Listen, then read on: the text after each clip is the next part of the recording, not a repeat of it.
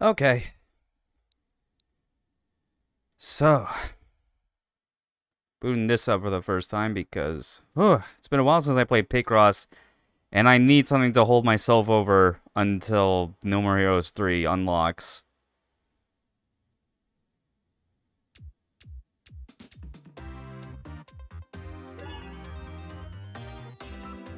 Yeah, there's all the familiar options. Should actually make sure things are set right. Yeah, I don't want the roulette on. Don't autocorrect mistakes.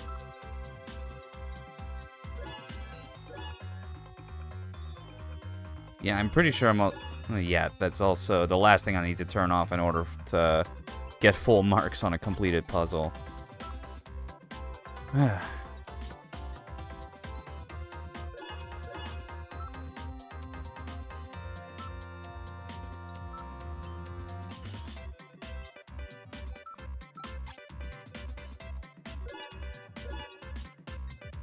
Yeah, so just trying to remember all this stuff.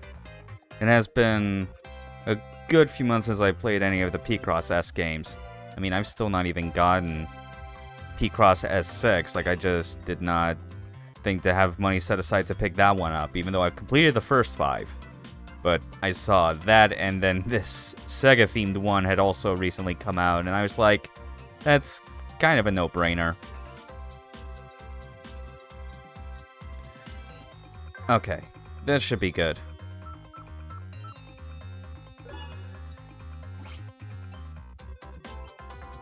No, I do not need to view the tutorial. You've offered this to me like 4 other times, and I've said no all the same. I know how to play these games, and I kind of know how you go about designing these puzzles.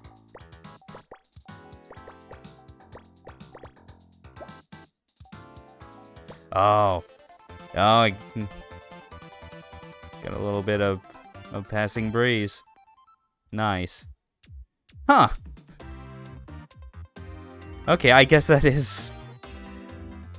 Admittedly, I feel like once we get to, like, 10 by 10 and even 15 by 15, the pixel art for some of that will make a bit more sense. Admittedly, I've not played Shadow Dancer. I'll take it at their word that that is exactly the shuriken icon from that game.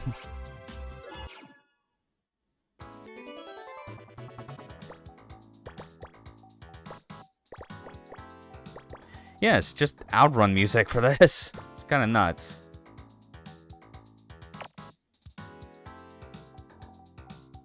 Wait, no, hold on. That's right.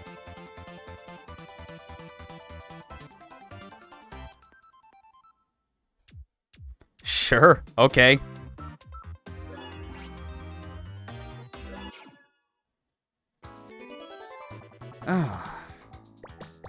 This feels nice to get back to.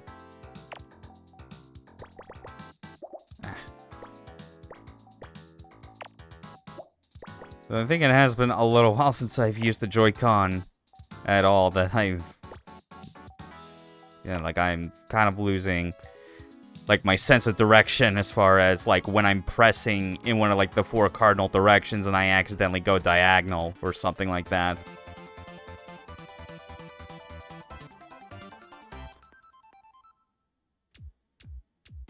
Okay, these are, like, way too small to even, like, closely resemble what, like, these images are supposed to be. Whatever. I at least appreciate that the S series, as it is, they don't waste your time with too many 5x5 puzzles. It's just the first 3 that are designed that way to, like, get you acquainted, and then 10 by 10 sort of that's when it really starts.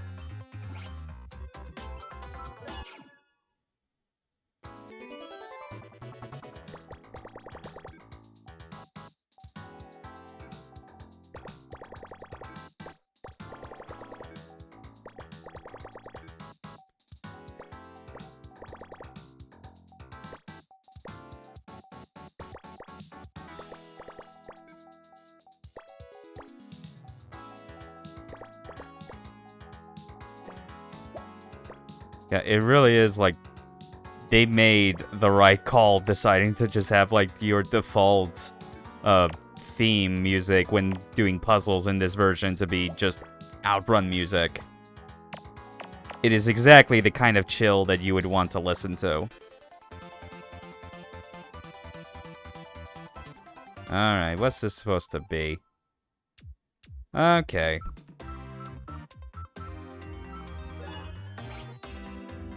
I'll be looking forward to it, though, until, like, how soon it will be that, like, I see something that, like, resembles Shinobi 3. Or hell, maybe if we're really lucky, considering that it gets featured all the time in various, like Genesis collections or whatever. I hope that there's some treasure representation in this game. Like, one of these puzzles could, like, how awesome would that be if it was just something like, something from Gunstar Heroes or Alien Soldier? That'd be tight.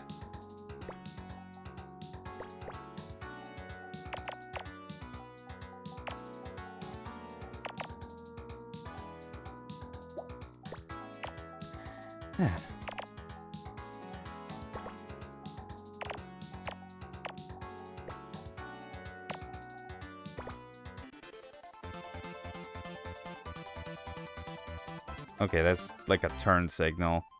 Yeah, okay, I could see that, kind of.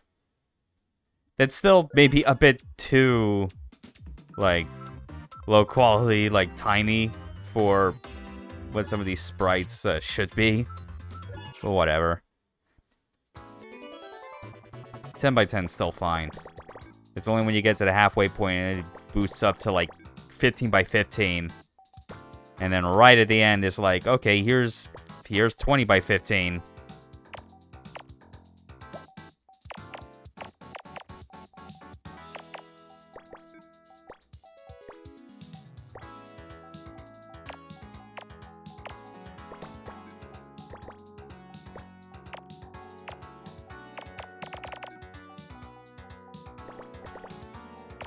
I am thinking a bit more now, like, I'm curious if there's, like, an option I missed somewhere, like, in the settings that maybe, like, gives you different music to cycle through for these puzzles. Because if they went to the effort of going, hey, we're including Passing Breeze as your puzzle-solving music, why not get, like, the music from old Sega games that would absolutely fit in with that?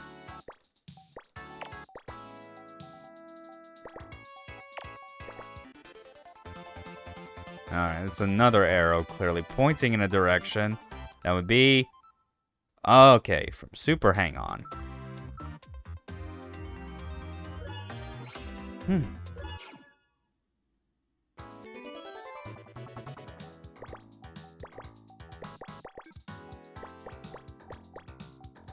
Man, do I love Picross.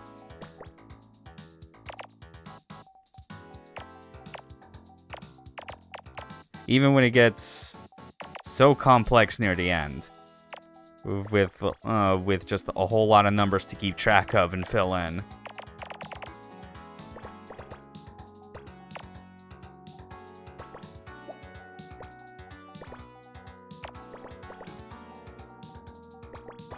And like, now that I think about it, because this is basically the first time I've streamed any Picross. Arrow Flash, okay. But yeah, this being the first one, I feel like this, like, I've prefaced before, this is just something that I'm playing, like, in order to kill time until No More Heroes 3 is digitally unlocked, because I already got the game pre-ordered and, like, installed, ready to go. But even when that game's done, I clearly see myself going back to this afterwards, and maybe that'll then be a good time to make the, like, on a stream idea I've had where I just go through a lot of, like, the really old, like, original Picross games. Like Mario's Picross on the Game Boy. Or Mario Super Picross, like, on the Super Famicom. Where it's... And oh yeah, and also let's not forget there's, like, the Picross NP series, which stands for Nintendo Power, but not the Nintendo Power that you think it is. It was the name in Japan referred to a completely different service.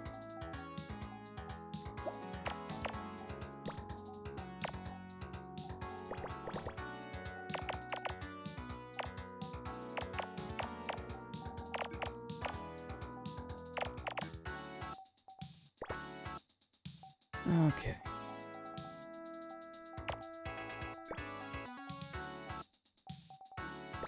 Alright, final dot right there. Okay, it's another Bonanza Bros. That one at least is, like, very recognizable. That is clearly Robo. Yeah. Alright, game, the images you're trying to make with these puzzles are starting to be a lot more plausible. They make a lot more sense.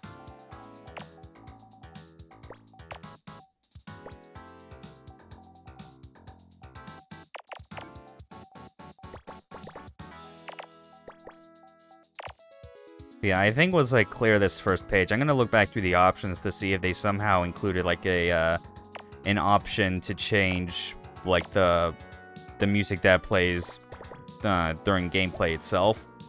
I feel like that'd be nice to see if they included any extra classic Sega tunes. That'd be good.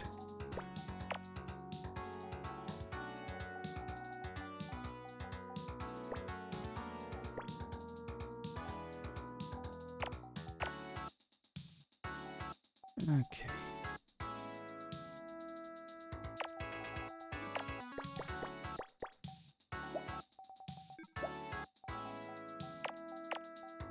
Still remember the usual strategies you have to go for when solving these puzzles. When it's not entirely clear which specific blocks need to be filled in, gotta do all the correct process of elimination.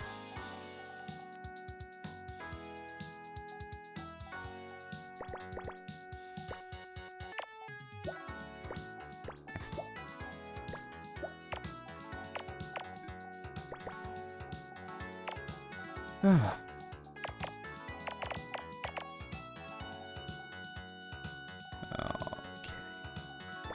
Yeah, one would go there, which means that's 6. Same for down here.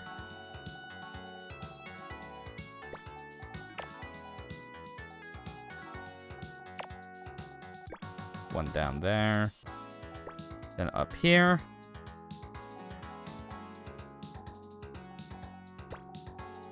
And then, obviously right there. Okay, what's this? Quartet. I've definitely never heard of this. I may have jumped on this specific Picross game because of the Sega theme, but, like, I do not profess to, like, having a super in-depth knowledge about all things, like, all things Genesis, and, like, not even all things, like, Master System. That's, like, I'll fully admit, Master System is an area that I very much do not have as big of interest in.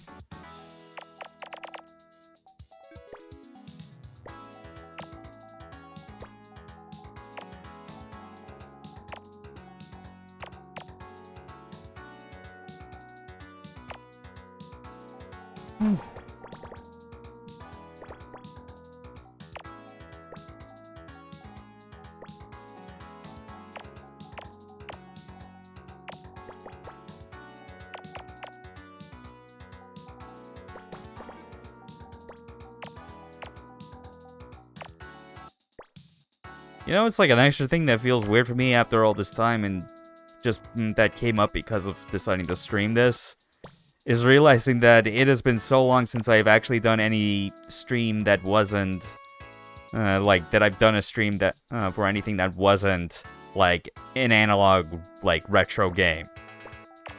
You know, that, there's no reason for me to, like, pull out the CRT overlay for this one, but, like, this is a Switch game, and it's, like, part of me at the time was thinking, like, in prep for, not specifically this game, but definitely No More Heroes 3. Just the idea of, like, I've gone to the effort of, like, having these fancy, like, border overlays for, like, when I play retro games or handheld stuff, and I'm like, well, what about, like, for HD stuff? Especially since that's all 16:9 as opposed to the various 4:3 aspect ratios I've dealt with, so I can kind of set aside more space in, like, the kind of the left vertical corner of the screen. And I lucked in on finding like a kind of finding an overlay that like resembles like a flat screen panel, and I was like, That's good enough. I feel this completes the theme, like the whole vibe that I go for with these streams.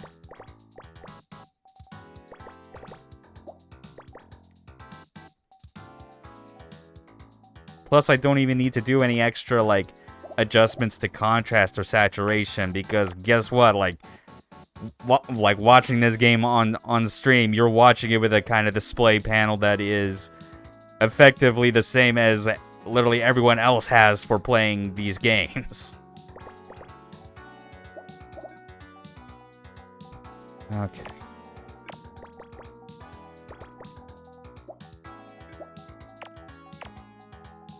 There we go.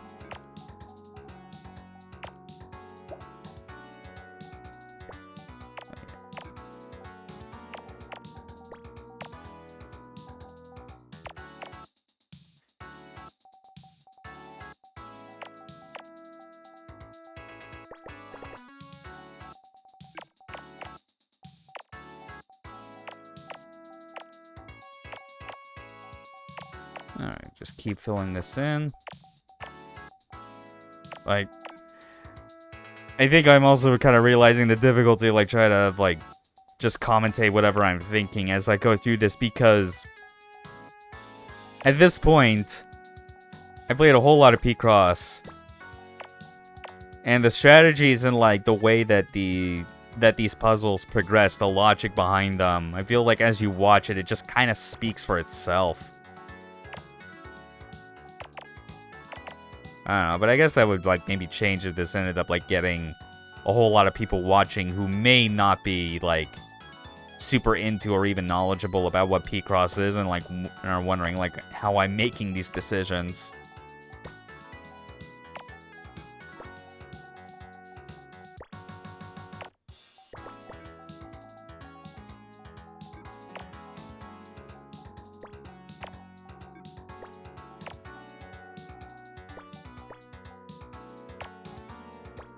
Okay.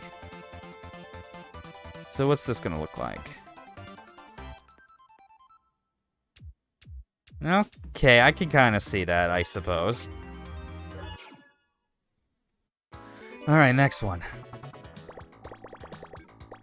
Also, now I'm also just reminded that because of the different modes that the Picross S games have, you know, like they got clip, Picross, color, and all that, it's like I'm definitely gonna, like, do, like, the same strategy I've had whenever playing these games, where, like, after, like, clearing, like, a full page, at the very least, or even 2 pages, more likely. Well, I think 2 pages is more something I do in the case of, like, how I space out doing color Picross puzzles, because there's always less of them.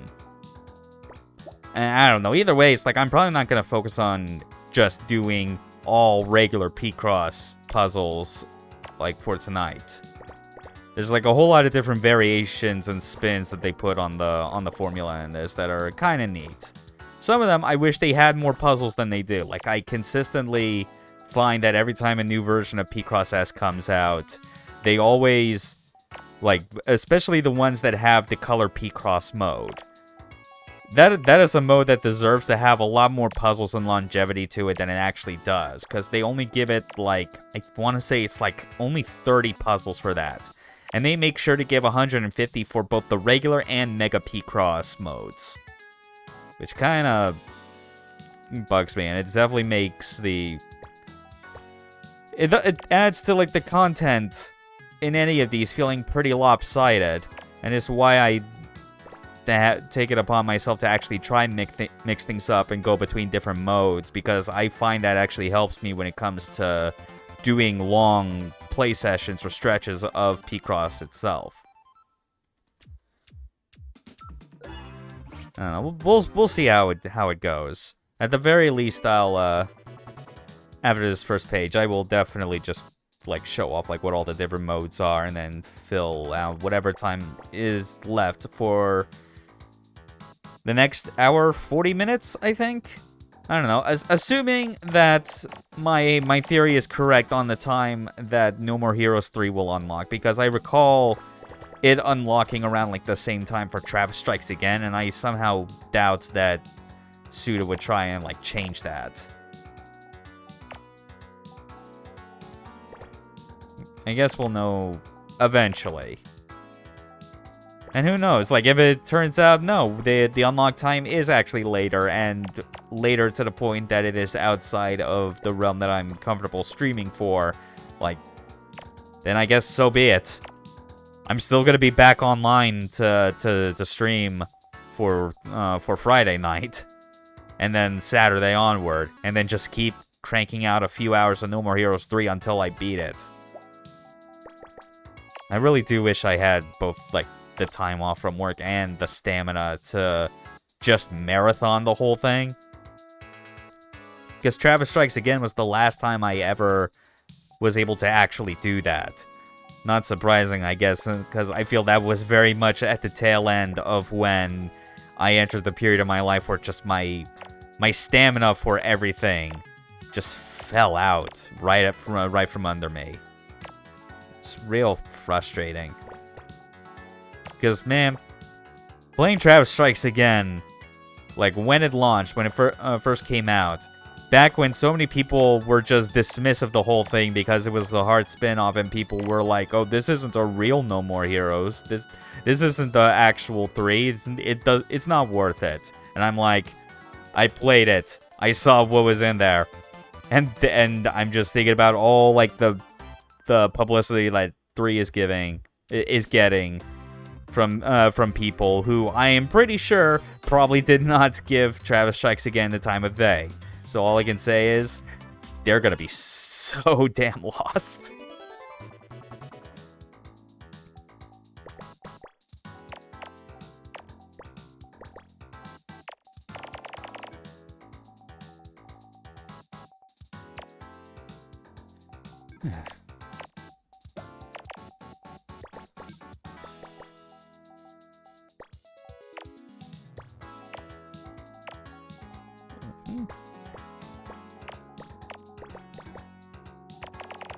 There we go. What's that top? A few rows.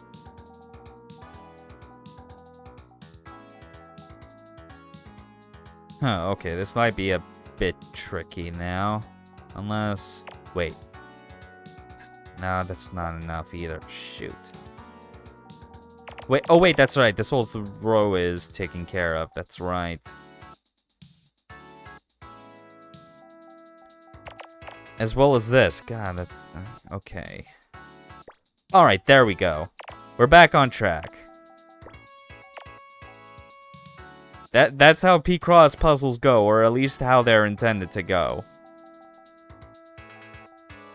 Like, you might find spots where you realize, man, I'm stuck. I have no idea what is, like, the correct solution, but you just have to keep, like, checking the numbers and lining them up to make sure that they all match.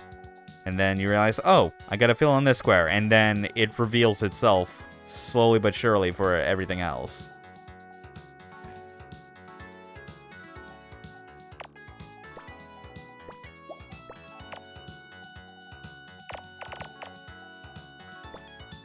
Yeah, like that. I also completely forgot that there was only needed to be one black square in that.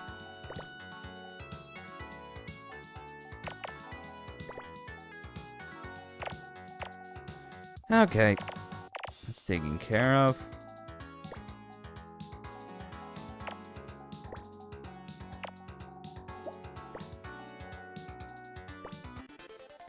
Done. Okay. Oh. Okay, who's... Yeah! Alright! Yes! Oh, 14 puzzles in! We got treasure representation. I had a feeling that face looked familiar to, like I thought it was hanging. And sure enough, it was. Thank you, game, for including Dynamite Heady on the first page. Yes! Haha! Oh boy, no assist, which is funny because I already turned off all the assist options anyway.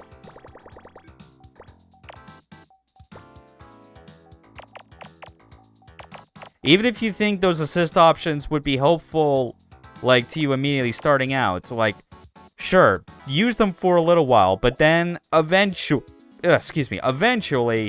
you should just turn them all off.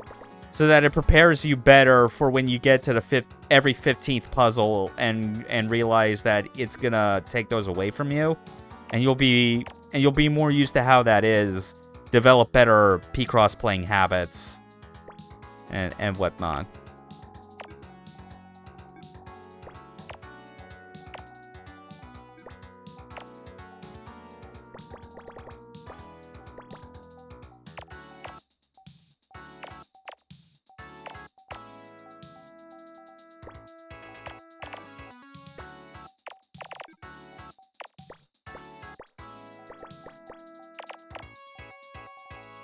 Okay.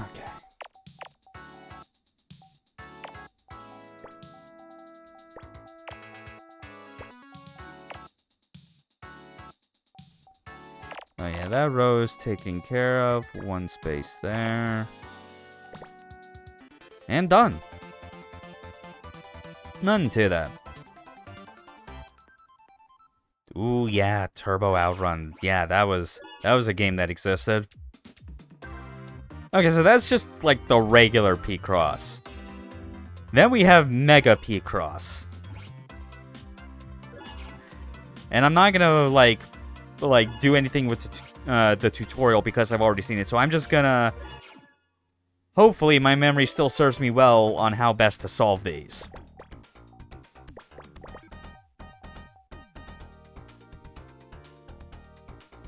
Oh, wait. Oh, they straight up... Okay, yeah, that's right. The music is just different depending on which mode you're playing Picross in. Okay, that's great.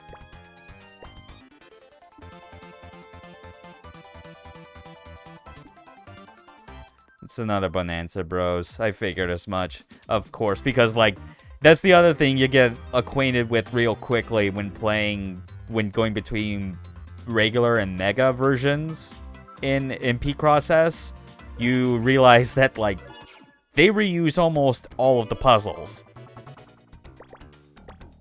So there's a chance that you might be able to figure out during the process of solving it that that's what it is, and then it helps, and then that existing knowledge actually helps you in better solving it. Like, I already know that's the Shuriken from Shadow Dancer, even before it told me. Plus, it's like, there's really only 3 of these 5x5 puzzles. Like, what could you expect?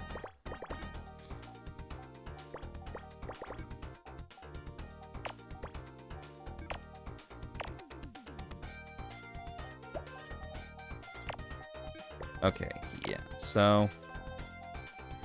Yeah, the big thing with Mega Picross are the numbers that encompass spaces filled across 2 entire rows or columns. That's the idea behind them.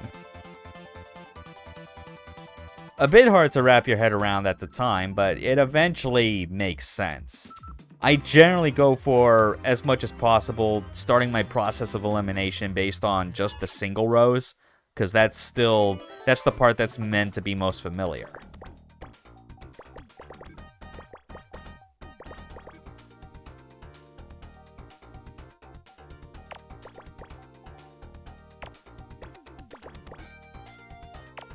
Yeah, because, like, eventually, those double rows that say 13 will eventually be figured out in time. I don't need to focus on those to start. That's just kind of how it goes.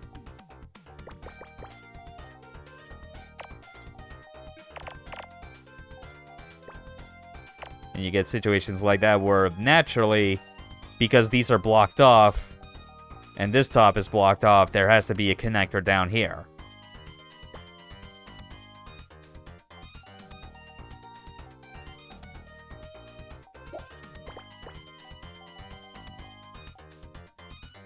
Something going on a bit funky with my my Joy-Con, like the analog stick.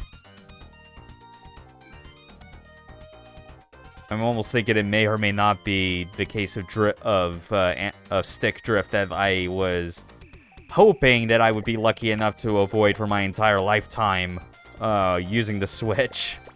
Just weird because Like, I do not use it nearly as much, I feel, that, like, a lot of people do. So it's... really wondering what it would be causing that. Oh yeah, and I'm seeing a bit more now. This is clearly, like, the turn arrow sign. That's what it's supposed to be, so... I just need to pay... I don't even need to pay as much attention anymore to, like, the numbers themselves, because I instinctually know better, like, how they all line up.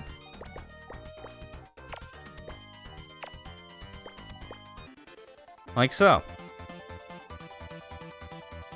But yeah, I'm hoping it's... If there is some drift showing up, or maybe it... I don't know, it could be that. Maybe it's some signal interference. I have no idea.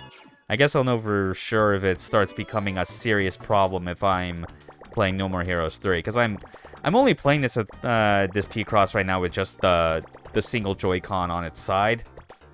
Because I'm actually, like, for the times that I've played stuff on my Switch, I've actually been totally fine using that. At least for, like, games like these. I generally don't for any of, like, the Arcade Archive releases that I own on this. I generally use, like, one of the May Flash adapters that I have and just plug in my arcade stick and go with that.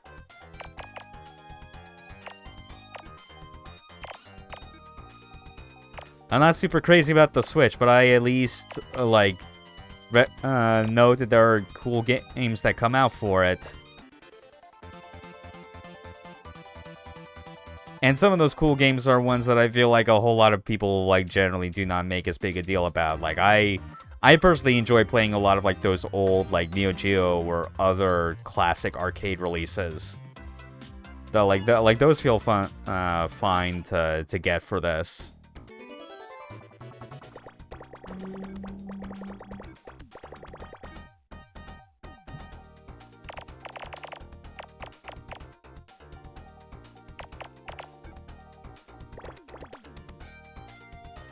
Okay.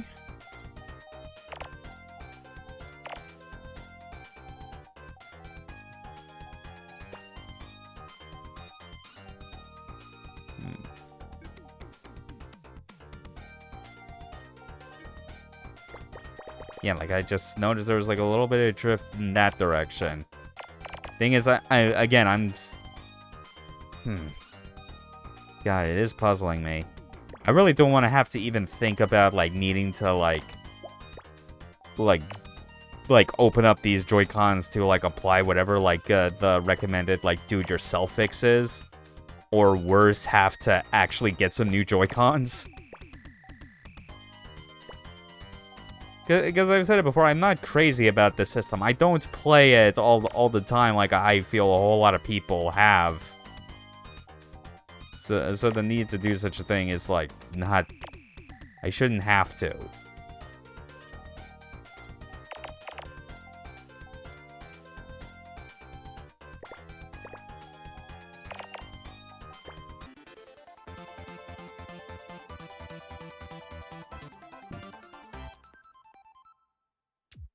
Okay, so regular arrow. One thing that the Mega Picross puzzles always try to do to kind of keep you from just, like, having, just getting by entirely on memorization, before doing the puzzles themselves is that they do mix up the order that they appear in. Like, they actually try and, like, even though it's the same puzzles, like, Puzzle 12 in the regular mode, for instance, wouldn't always be in, like, in the same position for, like, Mega Puzzle 12. Like, that sort of thing. Okay, we can actually just fill that in already, because these two spaces are accounted for.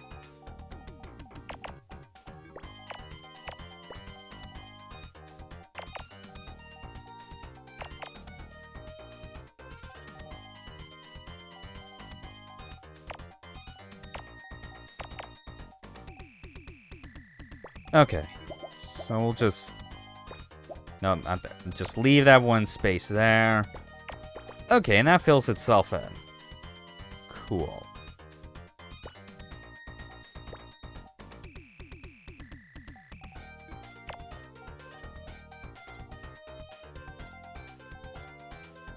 Yeah, we can also put that there because if you got a 3 and there's like something blocking off so that there's only 5 available spaces, always put a single dot in the middle. That is always guaranteed, mathematically, factually correct. Like, it cannot be otherwise. And we'll be able to solve that eventually. We can at least solve that.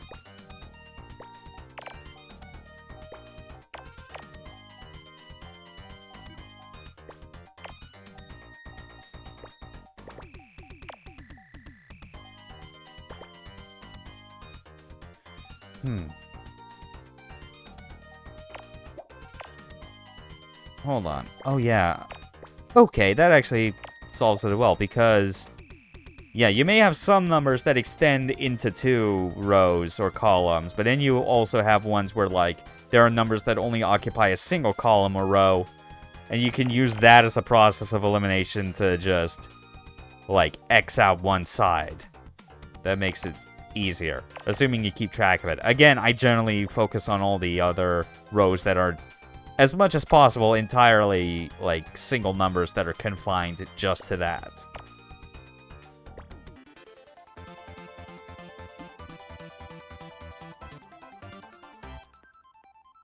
Okay, Kid Chameleon. Cool.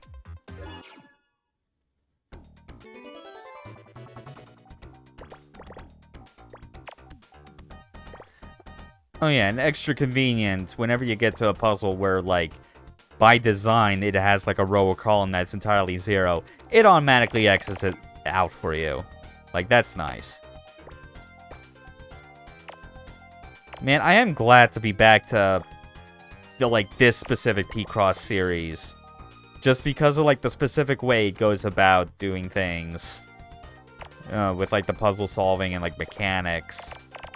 That I am way more familiar with, and I was worried that I would end up forgetting a lot because the last Picross game I played wasn't even officially part of the Picross line. It was actually it was a Hatsune Miku themed version where it was, I guess it was, like, if I'm recalling correctly, it was originally like a port of a mobile game in Japan where it was just like Miku themed, like, nonograms, where you just had a whole lot of Vocaloid music playing in the background.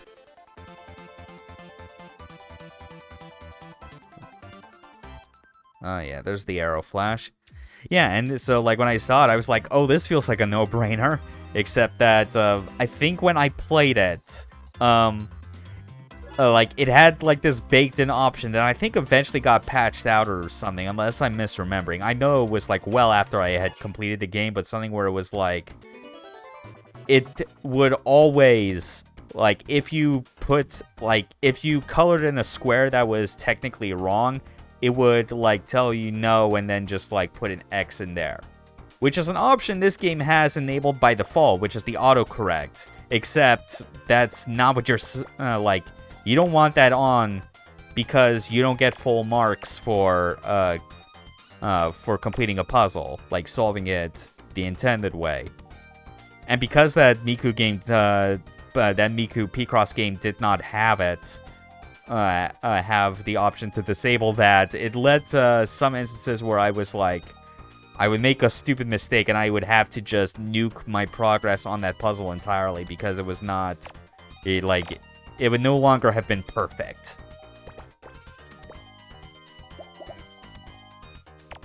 Most people starting out, again, they probably wouldn't care as much. They just want to, like, get to the end of the puzzle and see what picture it makes. But I care, because I've already played enough of these to know that I can do better.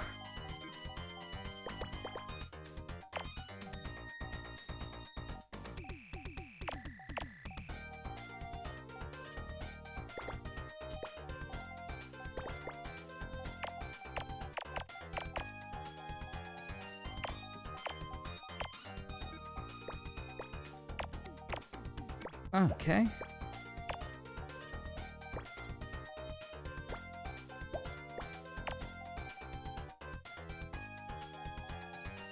I'm also starting to think that maybe, like, the weird funky stuff with my inputs on this one Joy-Con may may or may not be impacted by the fact that, like, I'm occasionally resting my hands and my grip to the point that I'm basically holding the Joy-Con and positioning it like just underneath my desk. Because I've got everything so cramped together between, like, the desk, the laptop monitor, my mic arm. It's just kind of all cramped together, and, like, it's a bit difficult to really, like, keep consciously focusing on, like, on holding the controller up. Especially if, like, if there's... Well, no, I'm probably still overthinking it. There's no way that, like, there'd be, like, signal interference that could happen that easily. There's no way.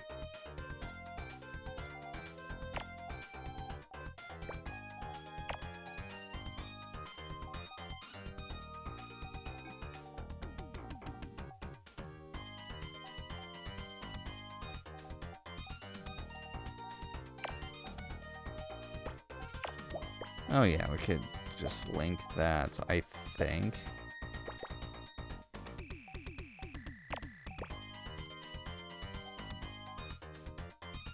Okay, yeah, logically, like that's the one. Like, any of these remaining spaces could be part of, like, the number 3 that's on the far right. So we can just do that, and then that again. And then we just got this left. And that's 7. So it's got to be 2 more squares, which could be anything.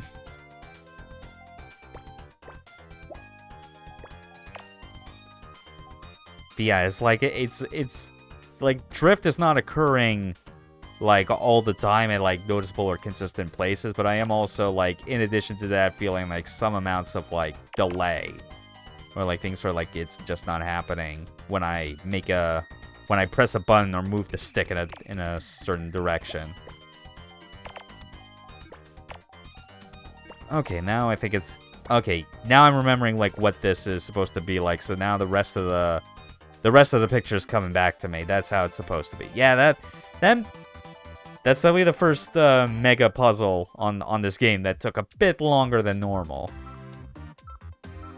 I generally don't care about trying to get the fastest time when I've completed these games. My main concern is only getting the no assist star. Like, that's what I care about.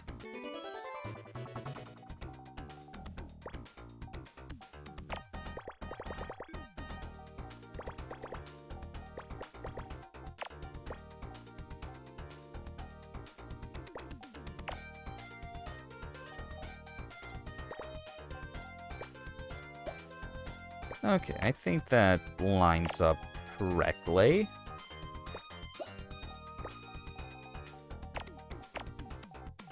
Cool.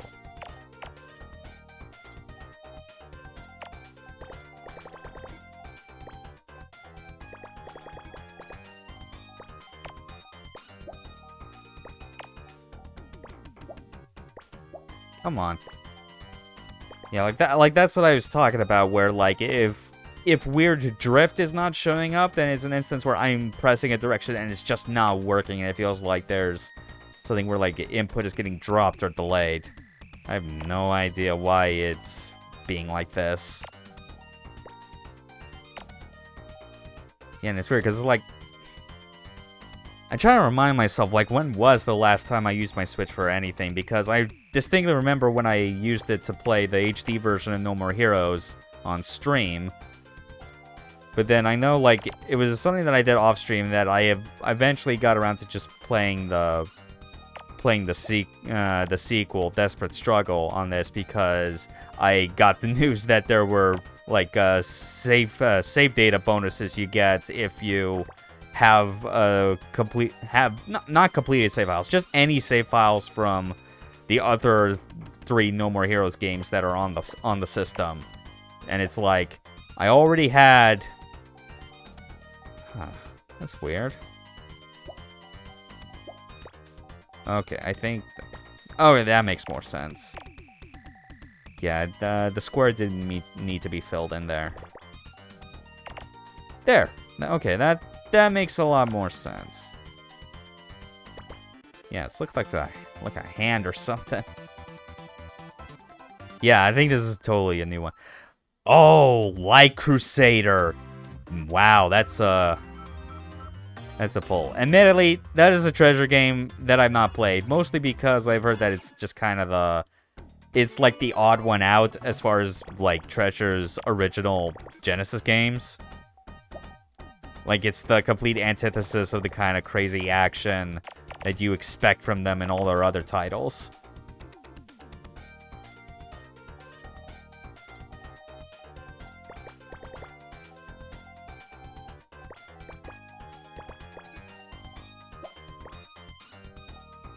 Come on, just stop. Like, when I press a direction, actually go in that. It can't possibly be a hardware thing. It's gotta be something weird, maybe with, like, this. With this version or something? I have no idea. I gotta stop dwelling so much on these weird niggling, like technical hiccups when they happen, because just...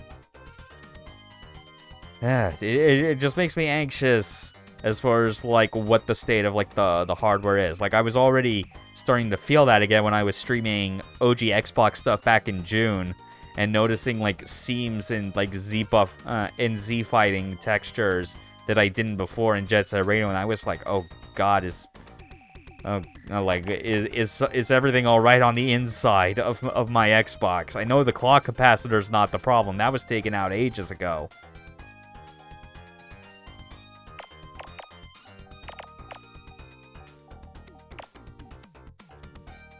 Oh, well.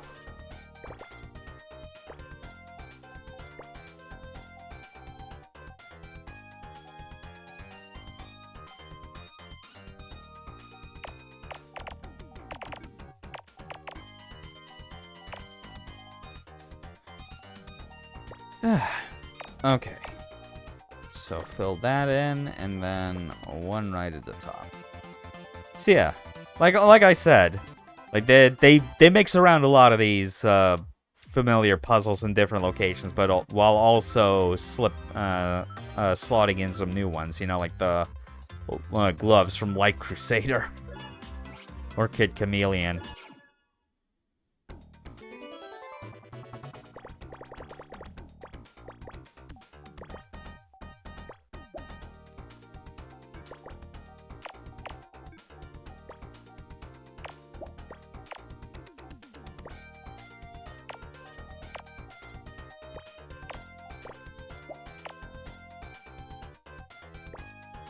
Jeez.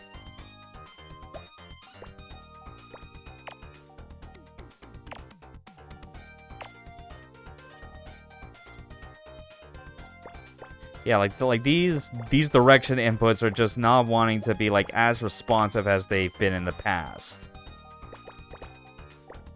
My best hope, I feel, would be that this is maybe just something that like got messed up like with the like on the game's end itself, and it has nothing to do with like my Joy-Cons. I certainly hope that's not the case.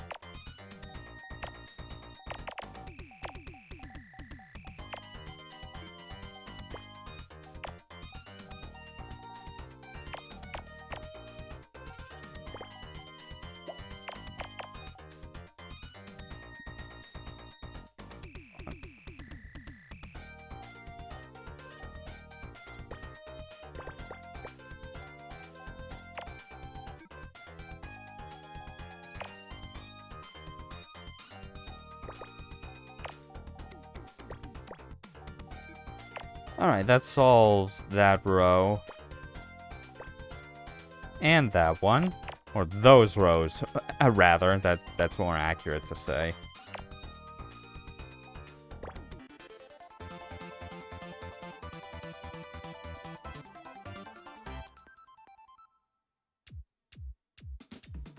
Okay, but just 3 more puzzles on the Mega side of things, and we can go...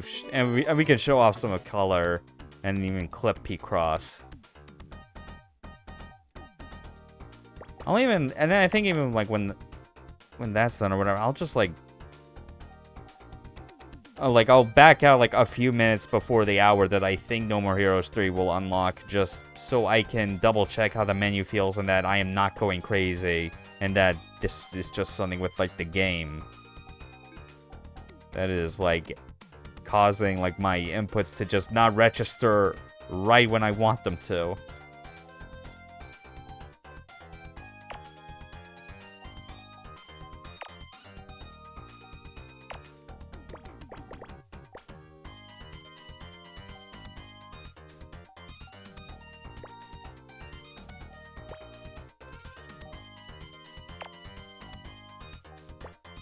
Okay.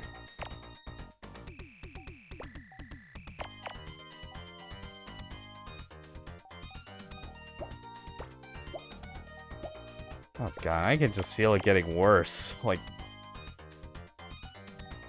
I am literally pressing in any cardinal direction and it is just refusing on the first press. Like, what the fuck is going on?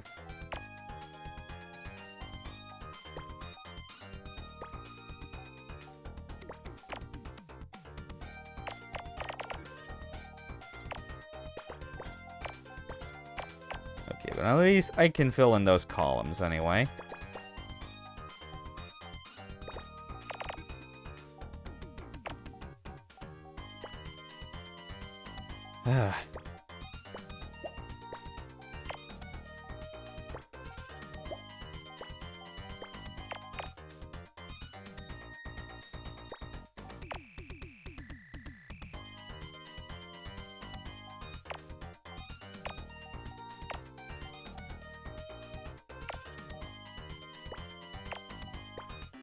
Alright, that's filled in. Oh, peace sign. Oh, no, it's scissors. Of course, right. Alex Kidd, rock, paper, scissors gimmick. Of course.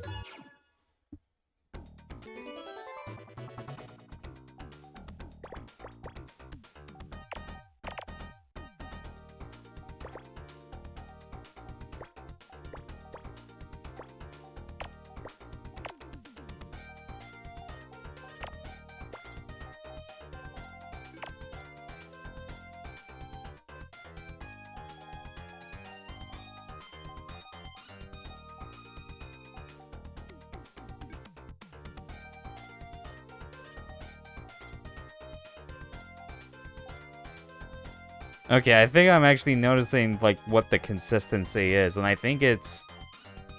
Whenever I press to the right with, like, my Joy-Con, like, in this, like, horizontal position, this is the left one I'm using, because the stick and button placement I find most comfortable. It is noticeable, like... I have to really, like, throw it to the right, or down if this were vertical to, like, make it go in a direction. Like, up and down seem fine. And then I feel like pushing it to the left, which would be up, I feel is like just a tad more like sensitive. I have no idea. So if we're going by like what most people would generally like the position they typically hold these Joy-Cons in, it's something with like the intended Y-axis on that is like getting messed up. Fuck me, man. Just thinking about all these tech issues is just making me lose track of, like, what I need to do to solve this puzzle. Come on. Okay, yeah, it's like I just need to fill those with X's because those are cleared.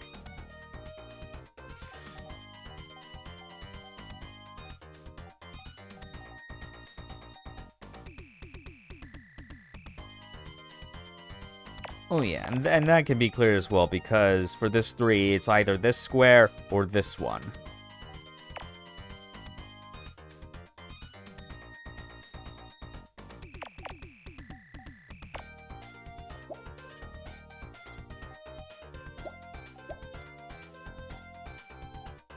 Oh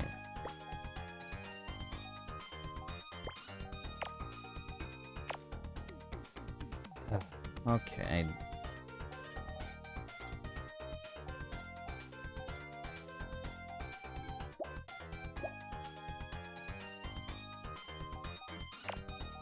Oh yeah, it could just be filled in there. That's totally fine. Oh wait, that's right. I could also check this. So there's one unknown here, so just fill in like this.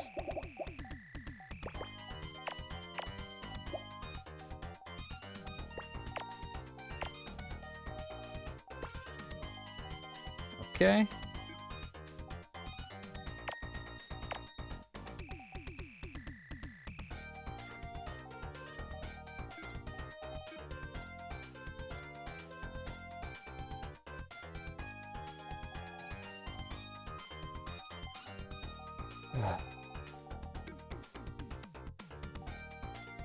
Yeah, just like the Joy-Con troubles has really thrown me off as far as like trying to figure out which squares to go to next and to fill in. What the hell, man? I mean, worst comes to worst, I could just try that.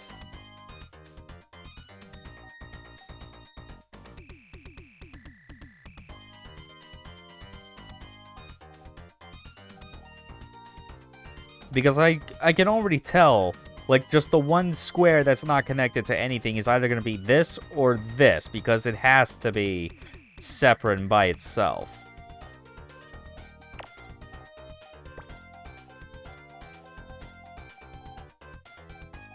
So, okay, that actually clears things up some. I think that should be good. Unless, wait.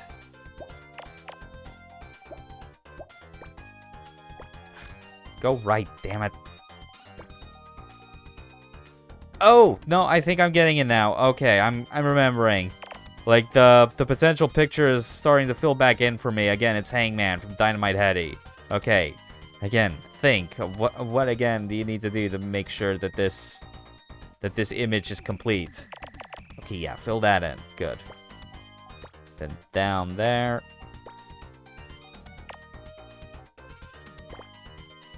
Yes. Those 4. Got it. Oh, finally. Jeez, over 5 minutes just for that. That was definitely a bit lengthy. Ugh. Alright, one more. And then I think I'm gonna...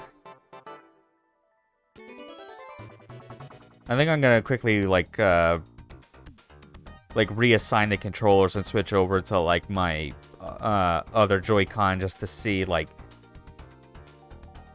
if that'll run into the same issues I am with this. Because I really don't want that to be the case.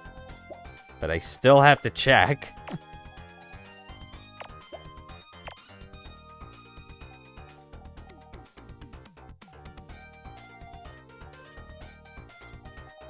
Ugh.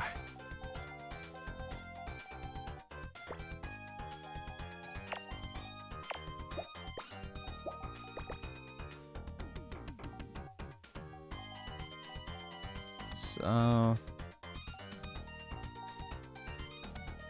I'm gonna go on a limb and say that, like, because of these 4 that are already filled in, like, at the very minimum, there needs to be 5 to connect these, so I'll give at least space for these until I am given proof otherwise.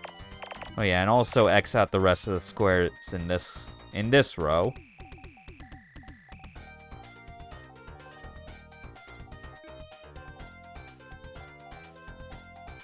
And then, yeah, I can also...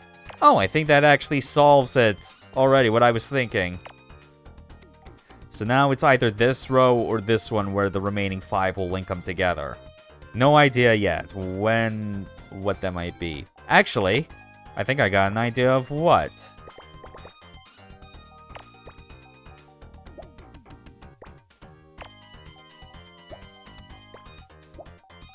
Okay.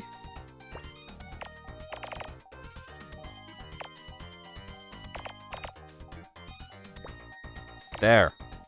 Got it. Okay, we're back in it. We're on track.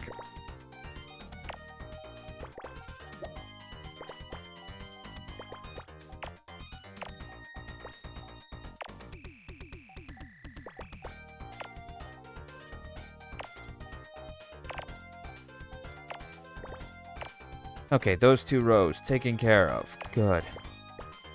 Connect that. And that. And done.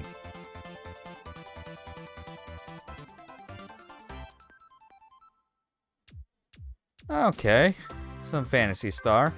Admittedly, like, Phantasy Star games that like I'm not familiar with because they're prior to PSO. Okay, let's actually just recalibrate this. Oh.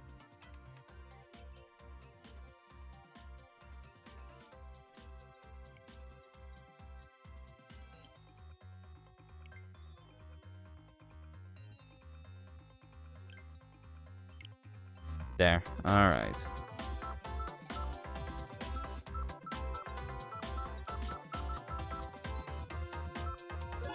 Okay, left and right seems to be working fine. That shouldn't be the issue. But okay, so... yeah, exactly. Still 30 total puzzles, as always. Yeah, seriously, Jupiter, can you please just give us more than that? Like this is actually a legit cool, like, variation on Picross. It deserves to have more. I get the complexity, but then again, like, this is a Picross game that you've programmed. Like the logic and, like, code behind it does, like, it's nothing complex. Okay, so fill color. Yeah, the left face button will be for changing colors.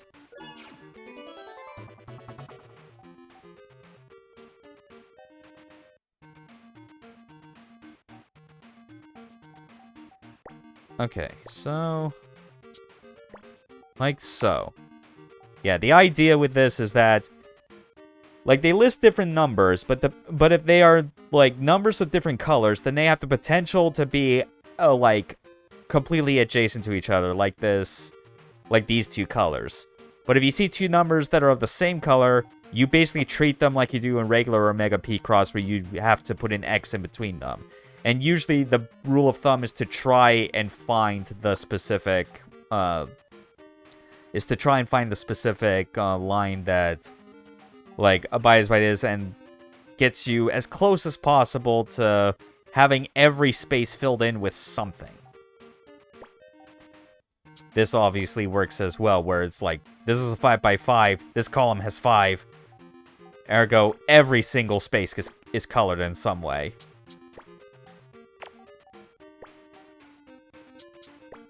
This as well.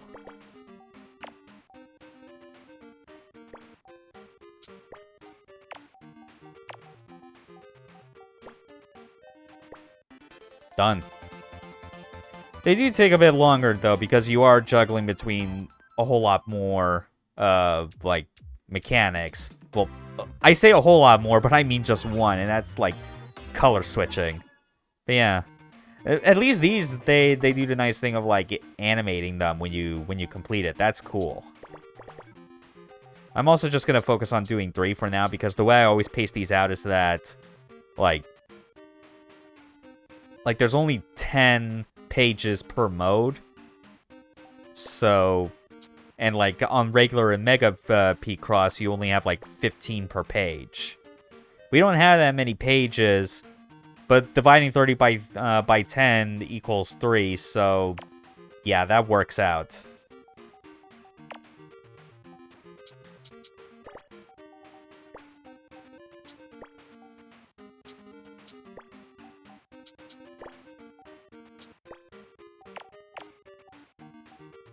Okay.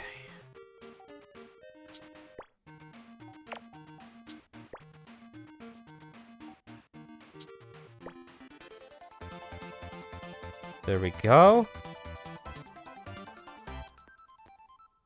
Orblets from Restar. Okay. Okay, but now we got a 10 by 10. This is where things can get definitely quite tricky.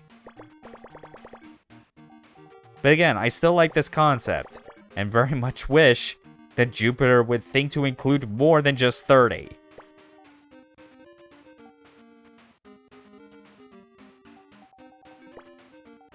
Okay, I think I see... Okay, this works out to be very symmetrical and every square gets filled in. That's good. Same here as well, actually. Nice. Okay.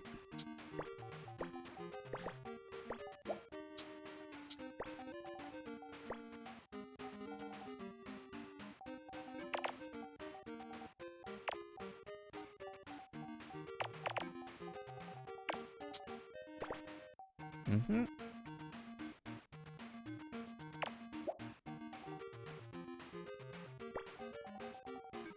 Oh yeah, I'm seeing how all these colors are made to line up. There are very few gaps, like, anywhere inside past the edges.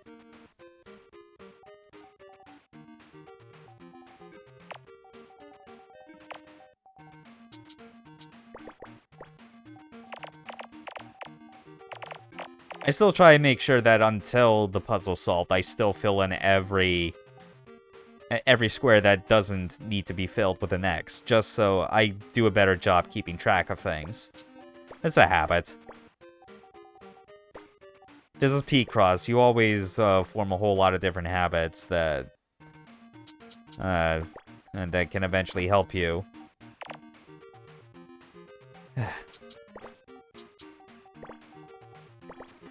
Done. Okay, I think this is like a... Yeah, that's right. Yeah. Looked familiar. Definitely the gold plate from Sonic the Hedgehog. Well, that's cool, though, the way it animates to, and then turns to a very low pixel quality Sonic poking out. Okay, but then we got Clip Picross. Oh wait, I also just realized there's like one mode. There's like another mode that like some of the other like regular Picross S games have, but I'm not seeing this on this version, which might be, I'm gonna call that a relief for me, and that is, I think, fuck, I forget actually what the name of it is, but it's basically like a giant Picross. Like imagine. Okay, so think about like what the expected maximum for like any Picross puzzle is in terms of size. Usually, like as is established since the beginning, it's 20 by 15. The giant Picross is more like, hey, here's a puzzle that is 40 by 40 squares. Enjoy. Hope you got a big enough monitor.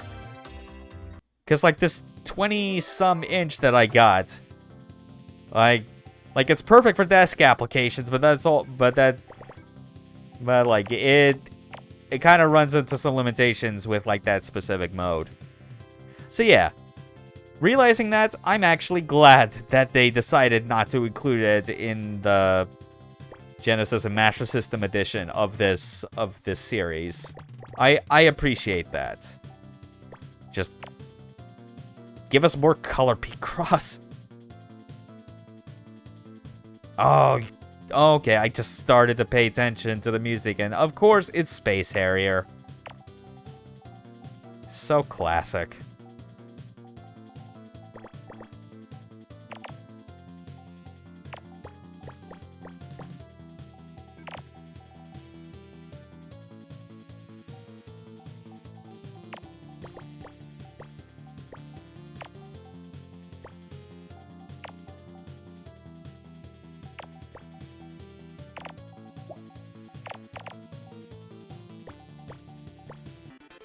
Okay. But yeah, in Clip Picross, the way it works is that you have to assemble a whole lot of different puzzles of varying sizes that are all designed to eventually fit together like a puzzle into that will make a giant pixel art image.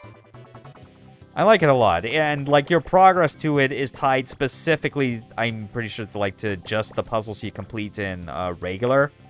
Mega doesn't really factor into it, if anything. Which, I guess that's fine.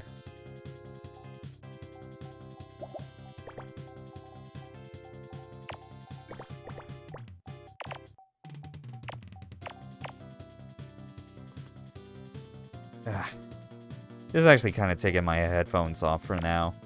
There's kind of no need to to keep him on because really, I'm not listening to someone who's talking to me over Discord, nor am I playing a game that's where the audio is coming specifically from my laptop.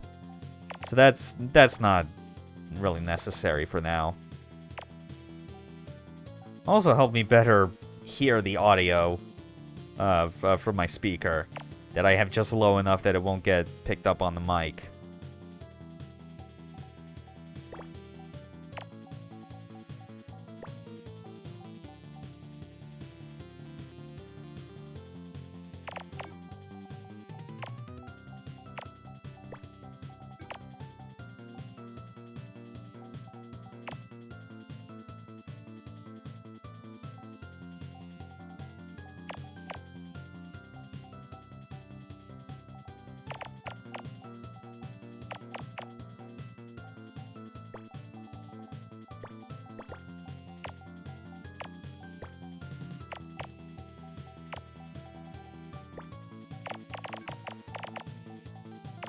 Okay.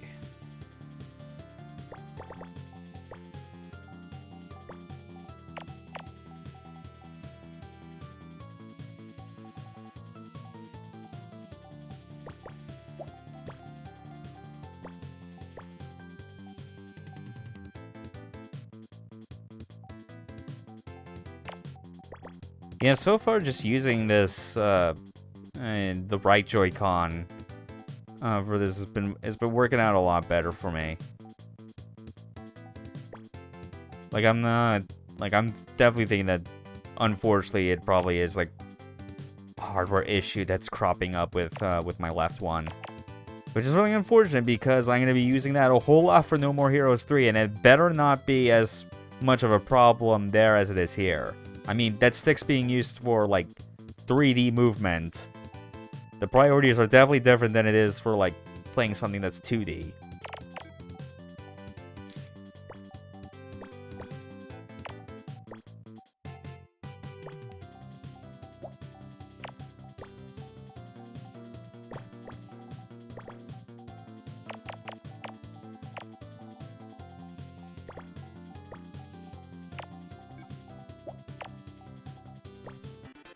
There.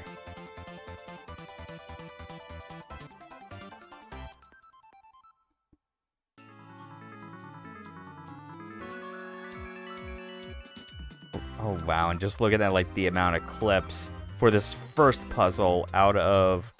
Oh wow, there's only 3. Okay, that... Yeah, in terms of puzzles, this absolutely is not to the exact same amount as you'd get in any of the other S games. Like Clip Picross, you normally would get like 5 of these available. But we only have 3 images, but they also...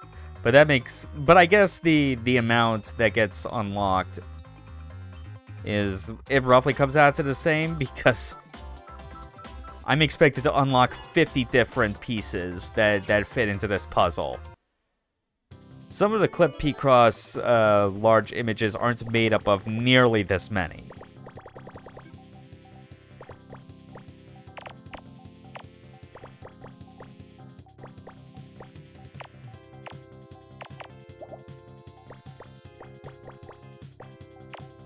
There.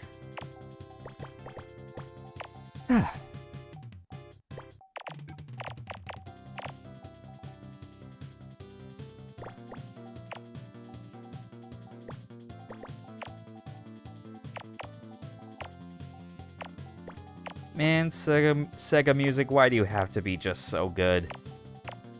Every time I hear just any of those old tunes, it is sublime feeling.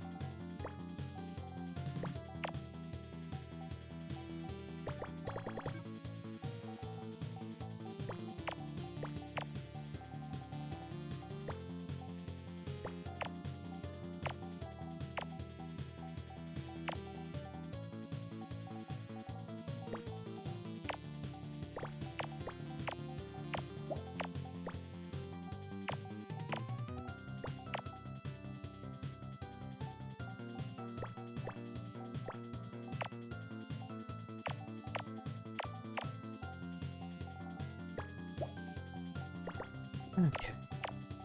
Fill those in. Then these three in an alternating pattern. No. Still a bit sensitive, though. I'll admit, while I like using the Joy-Con, like, on its side solo for playing something like this, because Picross isn't, like, a time or reflex-intensive game, so I feel like I'm fine with having this control method. Moments like this is reminding me, yeah, like, if I feel like it would be more beneficial in the long term if I were to just, like, use my Mayflash adapter to hook up a regular controller with, like, a proper D-pad. That'd be more reasonable. I don't know. I'll know for sure, like, what I go with for future Picross streams. I don't know. This is the first time I've switched gears completely to just playing this type of game on a stream. Everything else I'd done up until this had been of very specific styles.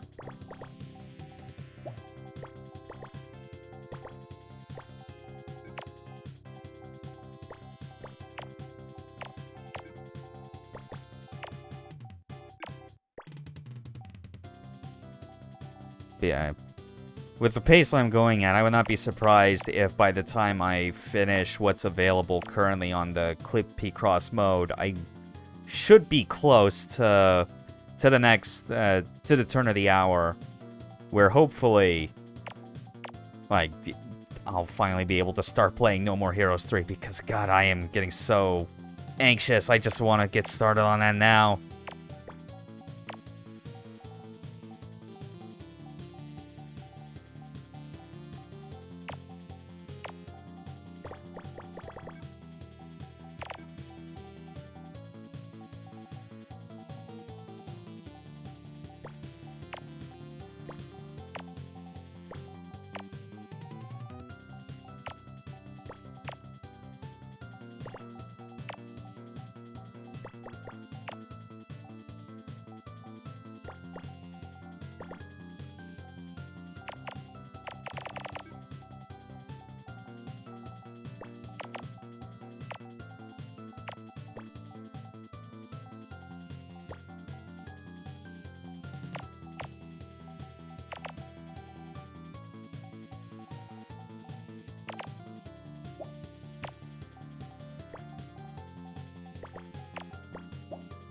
Okay.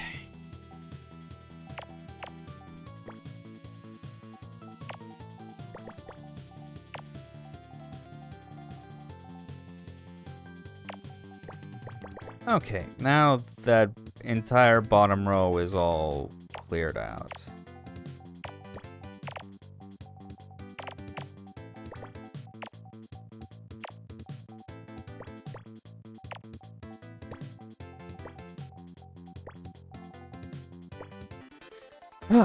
Okay.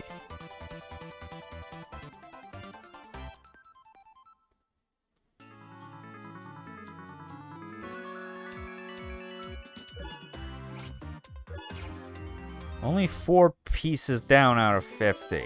And I could probably guess what, like, the image is trying to eventually form, but I feel like that still might be too early. I would not be surprised if it's supposed to be, like, because that looks like the, like, ground texture or something that would be for, like, Green Hill Zone or something. But I could be wrong. I've not seen any, like, prominent green show up on any of those pieces. Oh well. I'll just keep unlocking these pieces and filling them out as I go along until eventually I get a better hint of, like, what it's trying to be.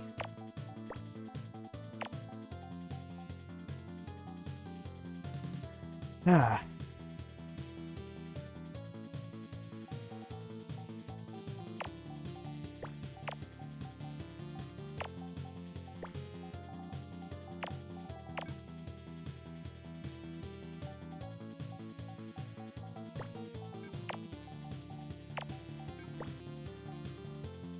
I think... yeah, that lines up about right. Yeah, it's gonna be a whole lot of single squares that are alternating. not. Okay, maybe not on that. Maybe not on that column. Okay, but that's fine.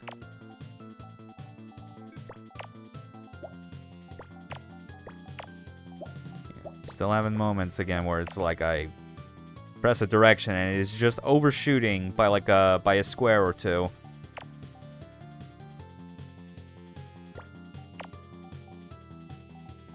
Yeah, I'm definitely gonna have to just concede and even for something like Picross, I'll just have to concede and like just pull out any of my other regular controllers that have like a standard D-pad and go with that instead.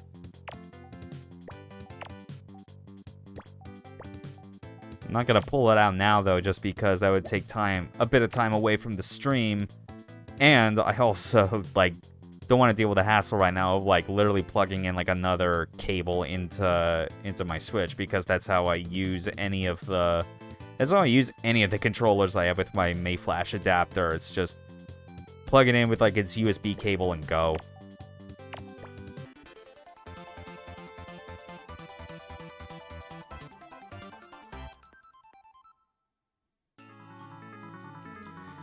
Okay, 5. Another 5 to go on this, and then I'll check out what's on the second clip picture or whatever it's called.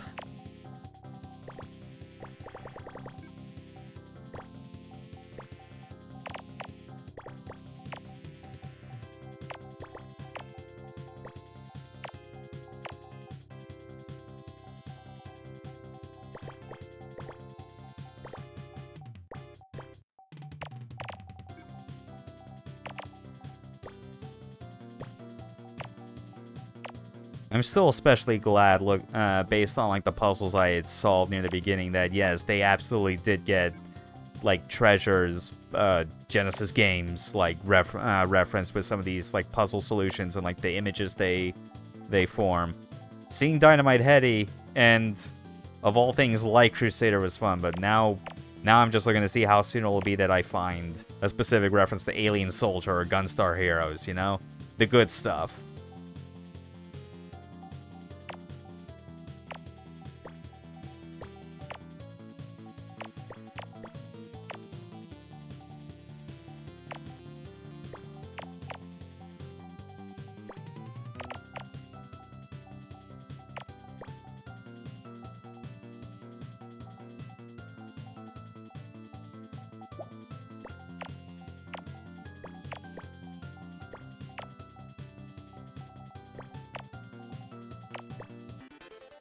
Okay. It is admittedly very hard to make comments about like each of these individual pieces that get completed, because there's supposed to be like puzzle pieces that form like a greater picture. Can't really make much comment about what looks like a bunch of like earth and tone like rock formations or whatever it's trying to look like.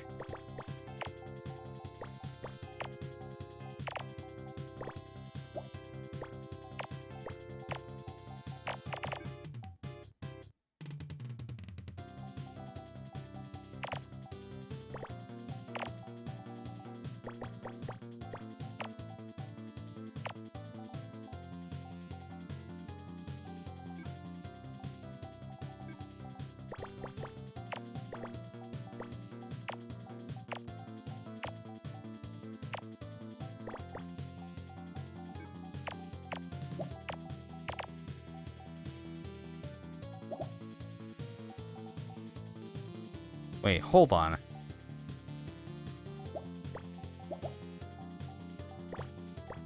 Okay, that should make more sense, actually.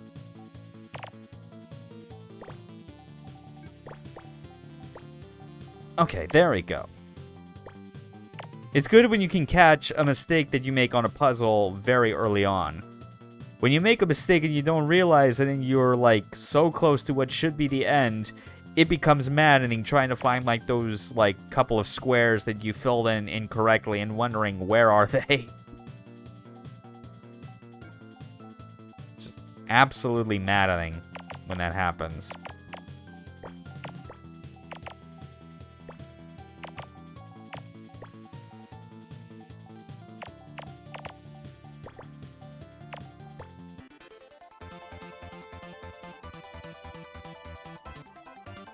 Yeah,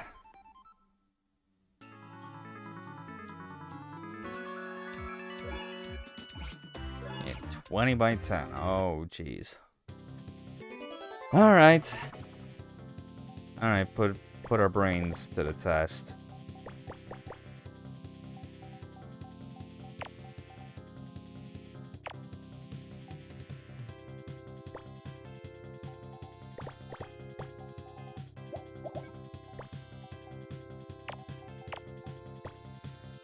Okay.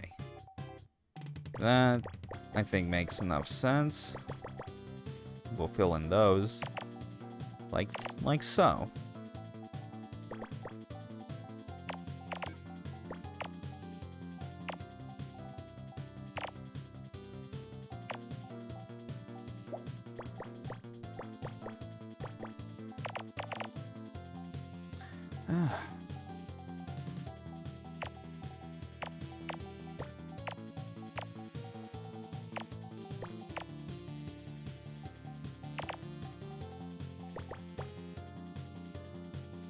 Seven, 8.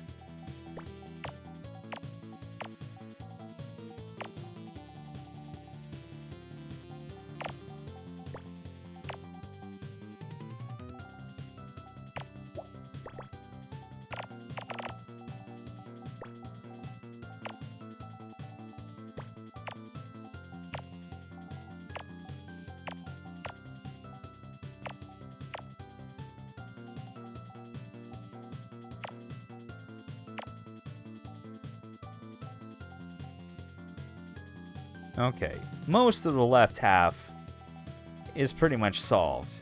A little bit of this section and then clearly the rest to figure out. But process of elimination, again, should be pretty straightforward.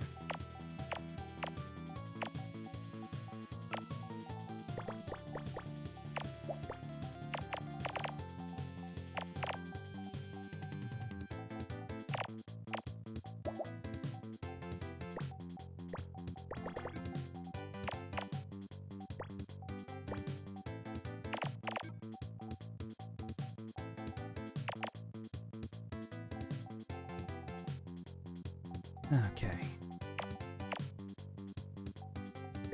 Oh yeah, that connects automatically to format 3. That's fine. That makes sense.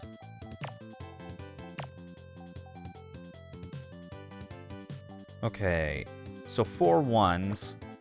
2 of them obviously go here.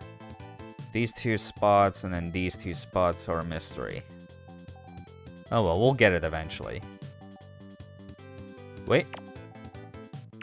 Aha! Solve that.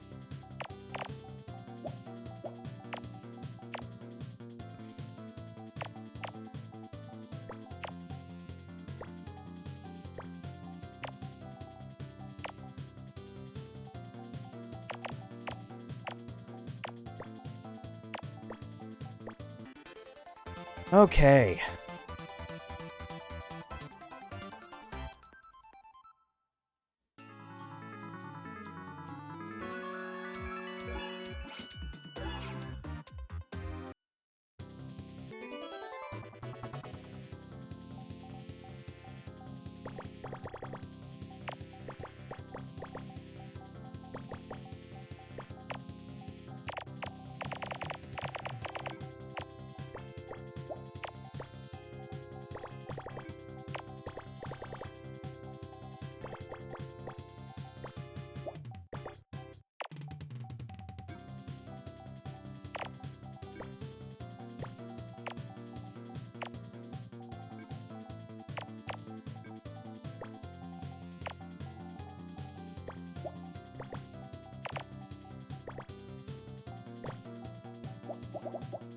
Wait, no, don't erase those spots that I filled in. Just, what are you doing?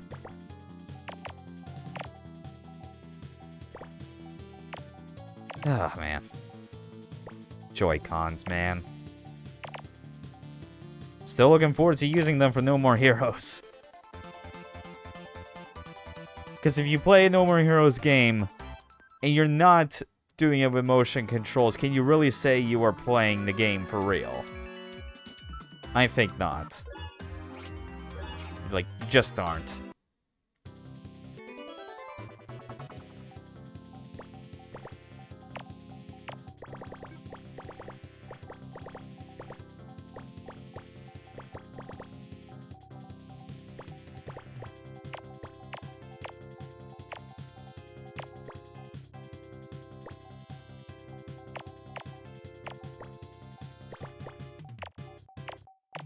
This should go pretty quick, I think. Ah.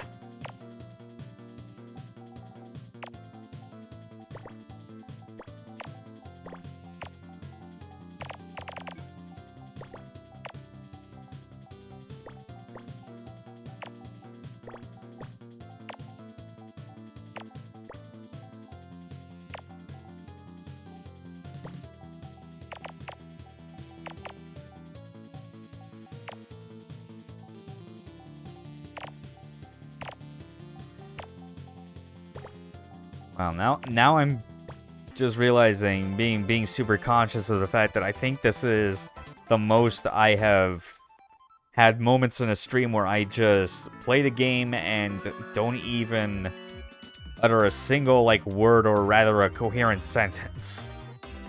And, like, I'm just so focused on the puzzles.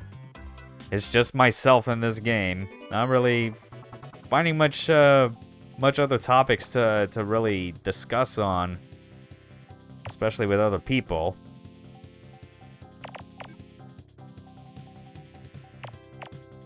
Because, like, again, that's just the whole point of this. It's to kill time until we're ready to start No More Heroes. At least I really do hope so.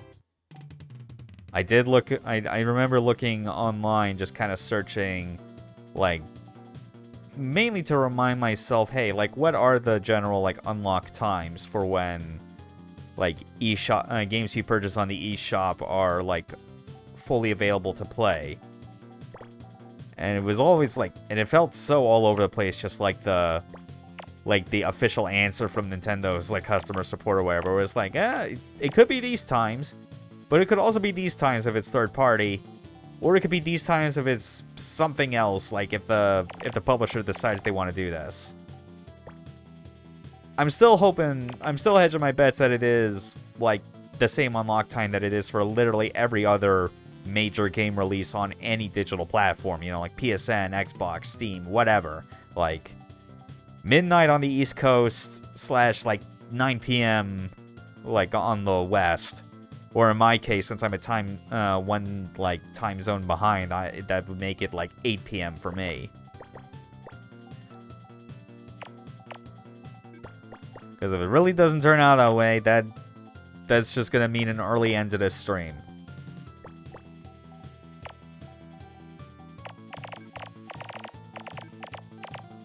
Because I think otherwise, getting 1/10 of this specific Picross game out of the way, that's pretty good progress for what was essentially, like, first boot on this game.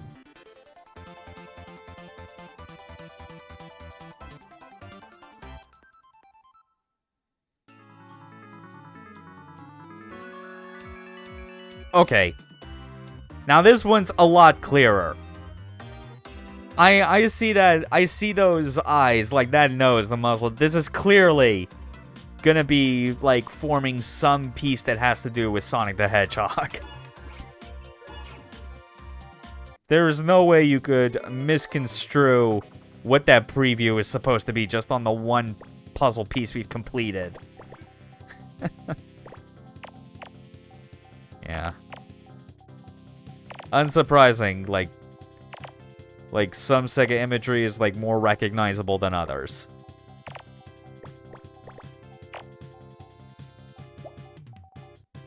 Wait, hold on.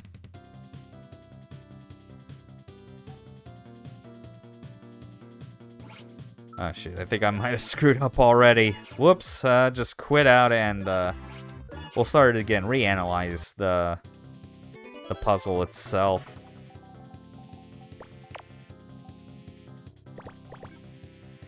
Oh, hey, Wrath. Cool to see you stop by. I mean, I know you're not going to be here long because potentially in, like, less than 25 minutes, I'll be going straight into No More Heroes. Yeah, happy No More Heroes 3 Day. It's a good one. Hope you appreciate seeing some Picross that is Sega themed. We absolutely did make it. For sure.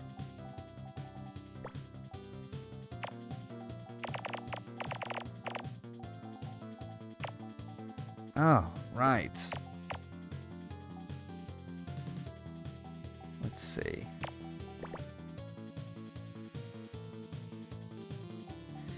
Well, yeah, and it's and that's greatly appreciated. I'm glad. Oh yeah, that's right. He's been going through No More Heroes. Like I did see, like, last I heard him talk about it, he mentioned that he had like gone through rank 8. I take it he's still making steady progress. Like do you know like what rank he's like what ranked assassin he's currently going after next?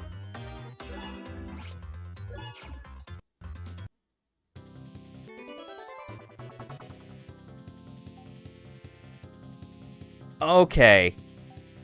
Okay, yeah, so he's getting to the halfway point now. I hope he's ready for the fantastic 5th ranked fight. Not elaborating anymore, whether or not it's a truth or a lie. Yeah, it's like this is like as the name of the game says, this is Picross S Genesis and Master System Edition. Like pretty much every major like image you could think of that is related to a game on either of those two systems is getting a reference here. Like no joke, like during the first hour, I marked out when I saw that like one of the puzzle solutions, the image for it is straight up like Dynamite Heady. Like Sega thankfully still remembers the games that Treasure made for them back on the Genesis. I'm glad about that.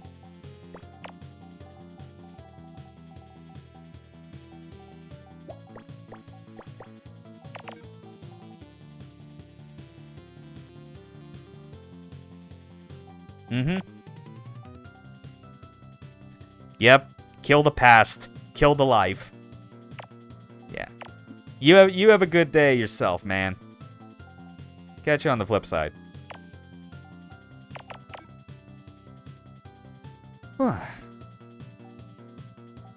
That was nice. A bit re-energizing as well.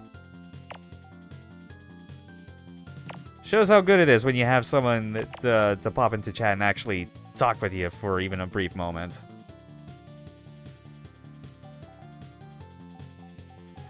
Okay. Let's keep track. Where I need to next mark. Oh yeah, I don't need to do anything on these holes. Okay.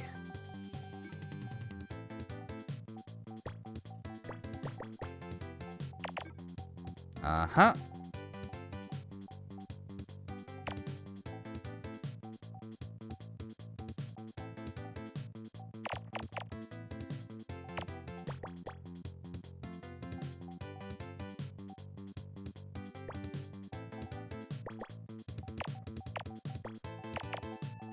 Hmm.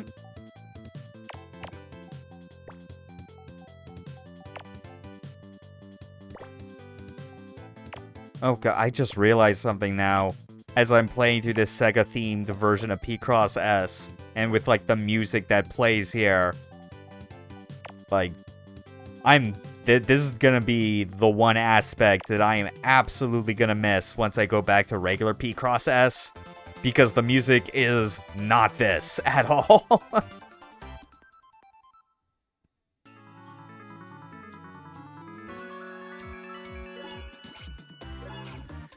Okay, we got 2 more.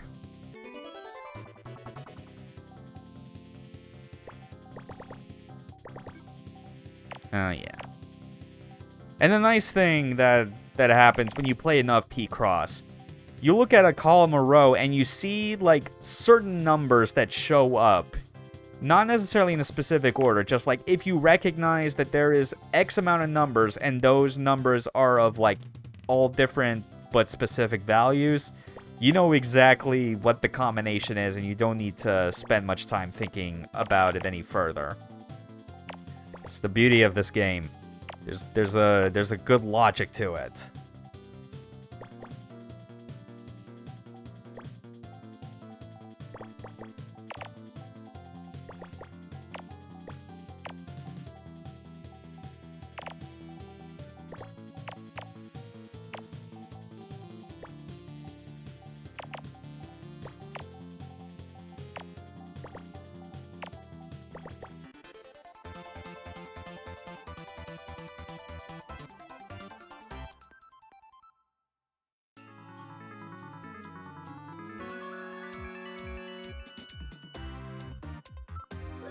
Okay, one more available puzzle in this mode, and we will have gone through a 10th on each of these 4 things. And again, still glad that they decided to skip on the giant Picross mode, where like you have 40 by 40 grids or some insanely huge size. It's real rough. Okay, hold on. It's clearly not gonna fill in enough space by itself, so what do I need? Oh, wait. 2, 3, and 4. Excellent.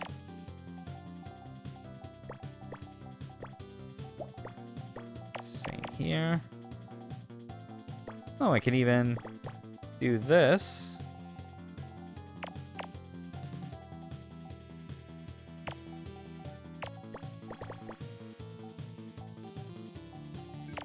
All right.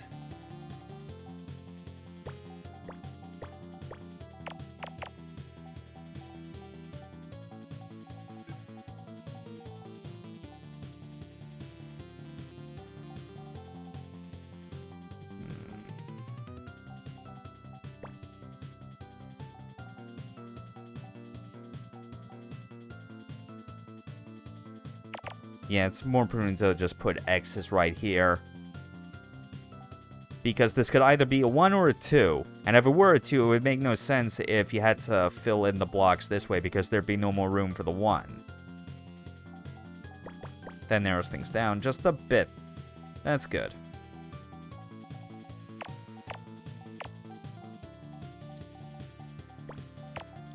Oh yeah, that's correct.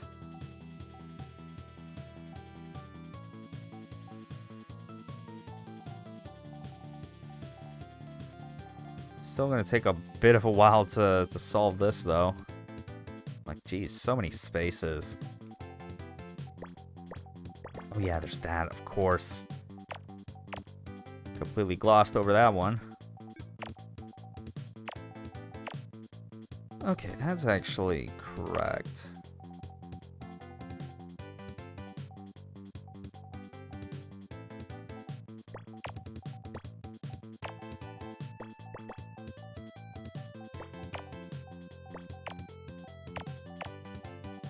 Okay.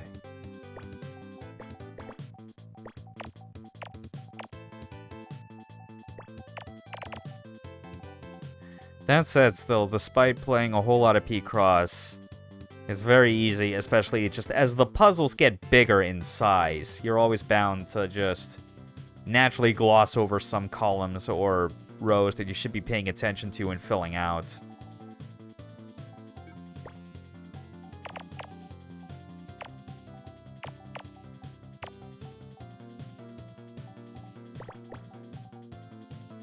Oh, I see what it's doing.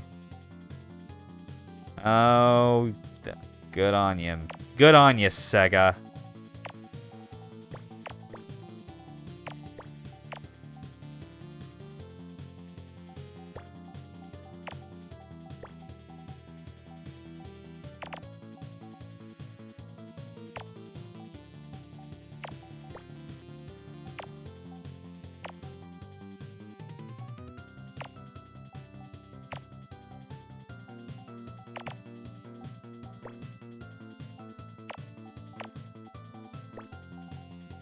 Alright.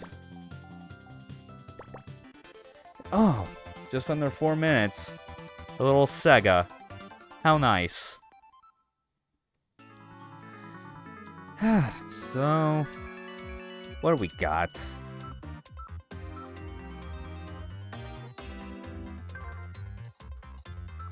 So yeah, we filled out all the available puzzles that are for these two. This little gallery here doesn't have anything yet. I'm trying to think, what would be a good way to, like, fill out the remaining 15 or 10 to 15 minutes I got left until it's the next hour. You know, let's do 3 more color Picross. I feel like that'll be just enough. I won't feel like I'm starting to get too invested into doing another page of regular or mega Picross.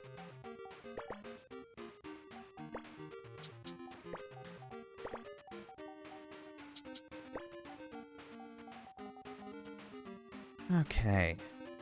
So 1, 2, 1, 2, 1, 2, 1. Oh, I think this works out. Oh yeah, it absolutely does. Fill in every spot there.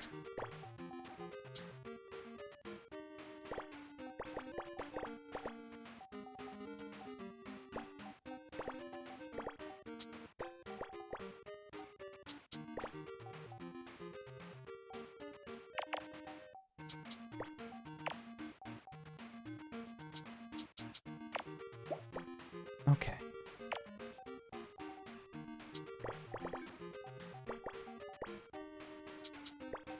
Filling in pretty nicely.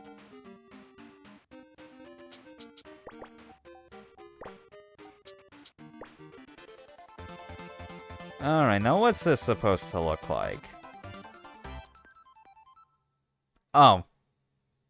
Okay, yeah, I could totally see that now. The greens and the along the edges, they're supposed to be the palm trees. Okay, well, for as much as they can look like palm trees with these with these like low resolution on the pictures.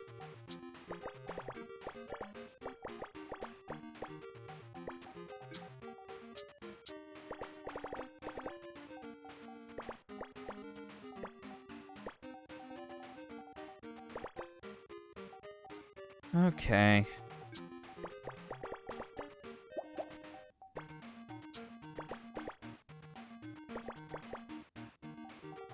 Yeah, so far just the color pictures, even on this first page. Like, I normally recall them getting a bit more puzzling in some of the other S games when you get to the 10x10s, but this has been, like, pretty manageable.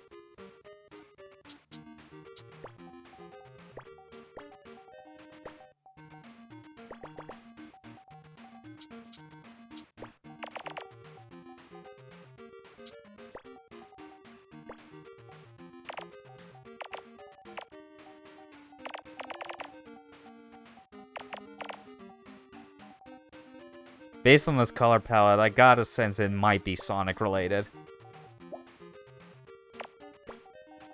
You know, just a hunch.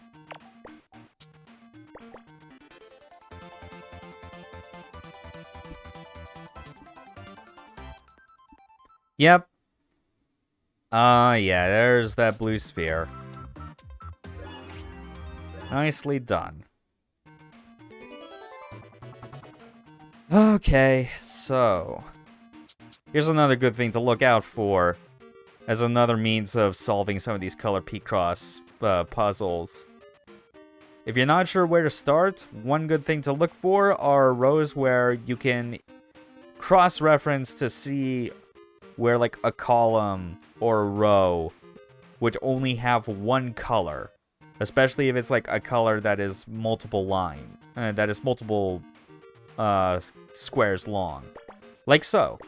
That's a good example. And then you can just fill in X's on the sides to be done.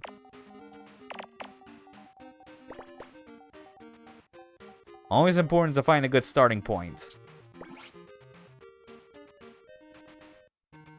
Navigation icons are rectangle. Oh. Accidentally hit one of the shoulder buttons. I did not mean to do that. Ugh.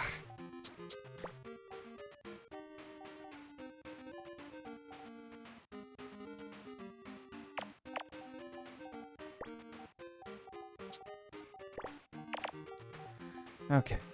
So...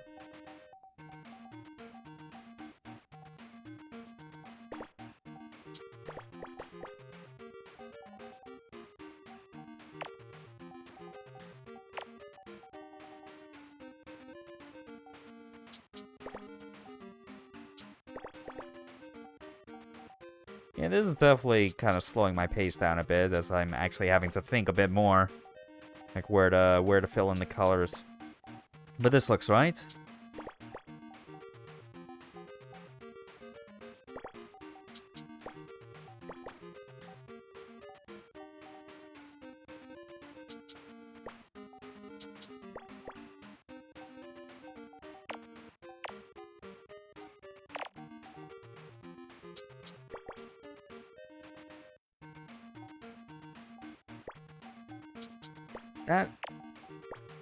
That is pretty much done. I think so. Got it.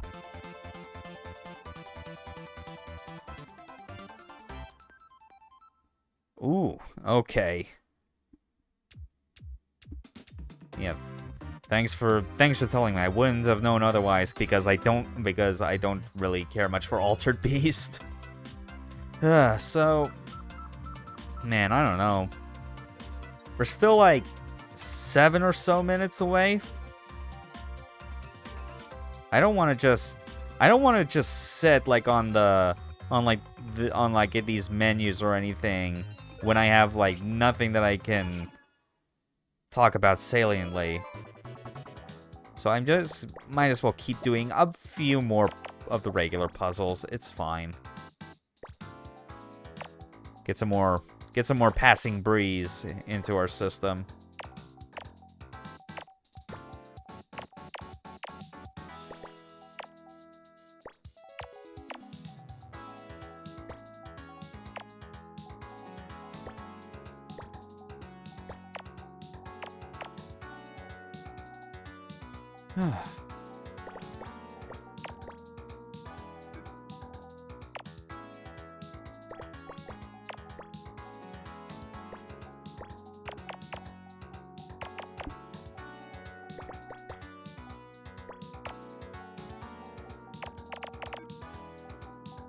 Man, let me tell you, when you switch back and forth between all these different, like, Picross modes in an S game, it's like, switching from a certain one to another, like, really does give you, like, a feeling like it's a breath of fresh air.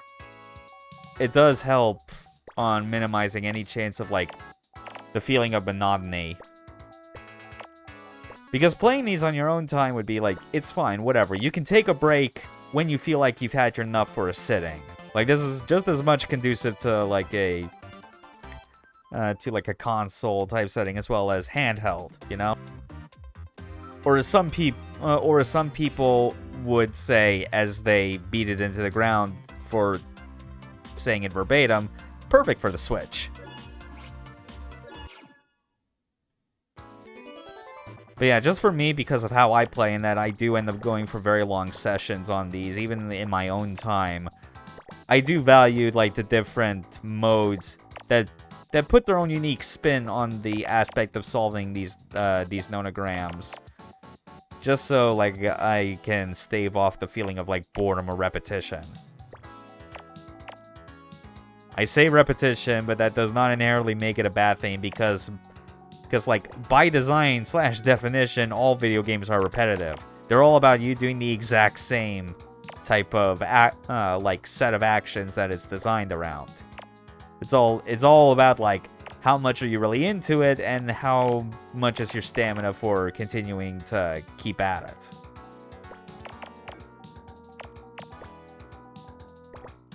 Generally for me, I'd say it's pretty good. I could maybe see myself, like, streaming one of these for about 2 hours at a time. Maybe if I'm very lucky and I have people to talk with, I could, like, push it to something like 3. I like Picross, but it's definitely not something where, like, I'm able to see myself playing it for the same amount of time as I do with, like, other types of games I enjoy. Alright, I think I can do I'll try one more puzzle on this.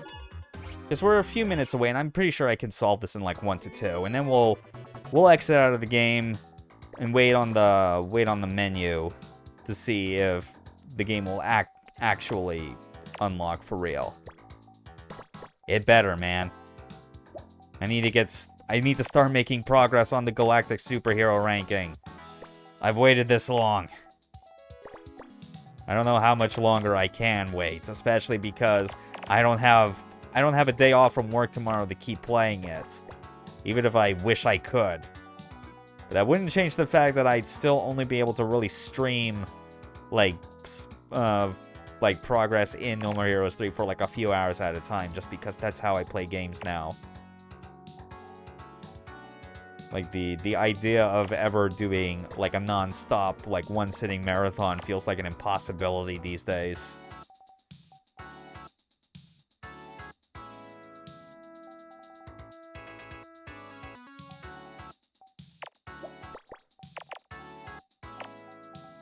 Okay.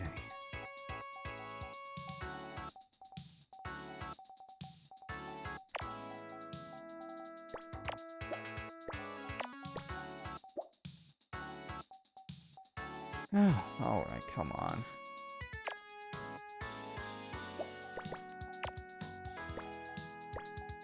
There. Alright, that solves one part of it.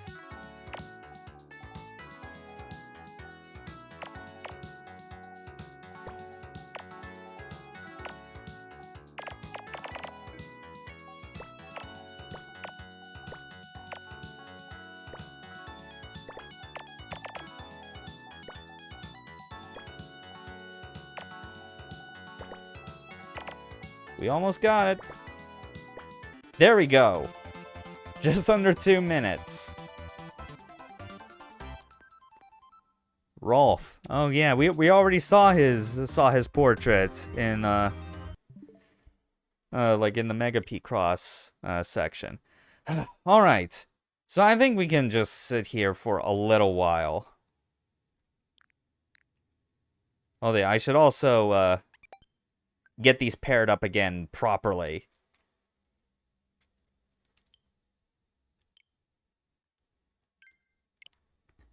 Perfect. Okay, it's 8 o'clock. Moment of truth.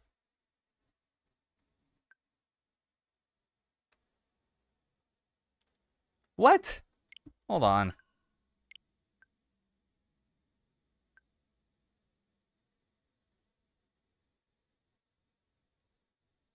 What? Are you kidding me?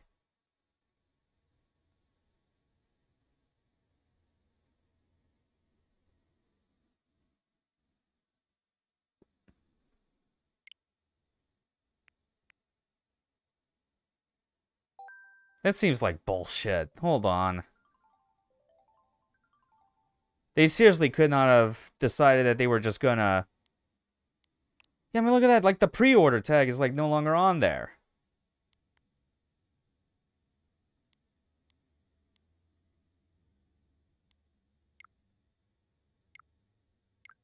What the hell, man?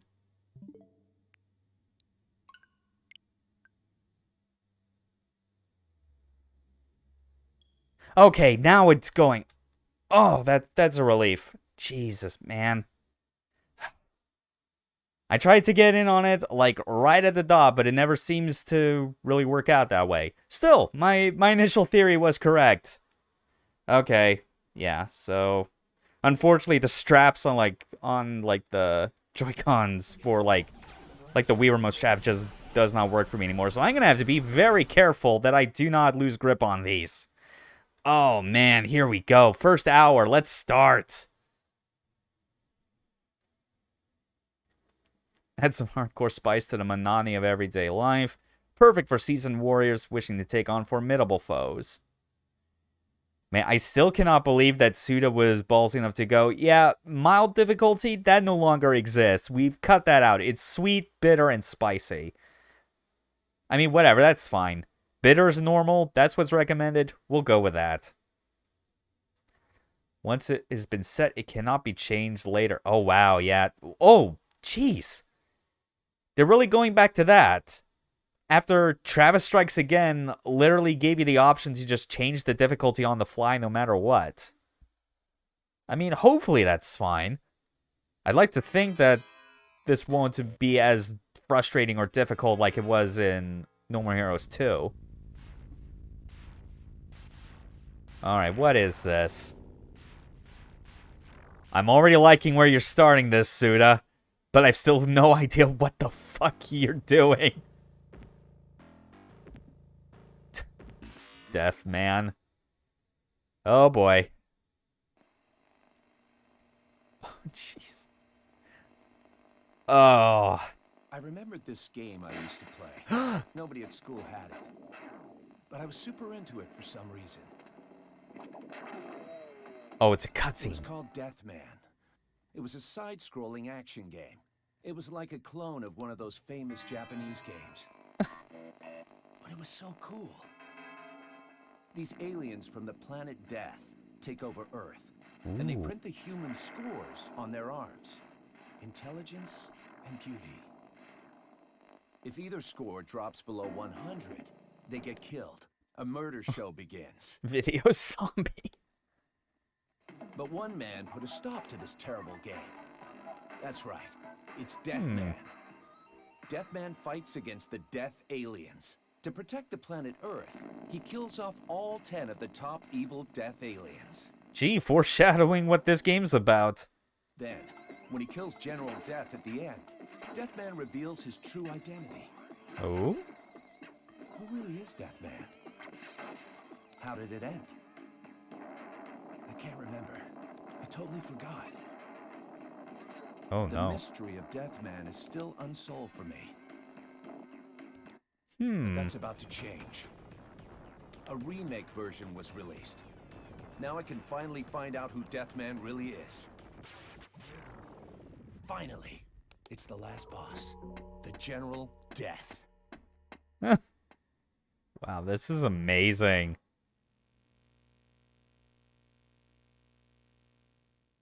Like, I had no idea what I was to expect as soon as I booted up the game for the first time.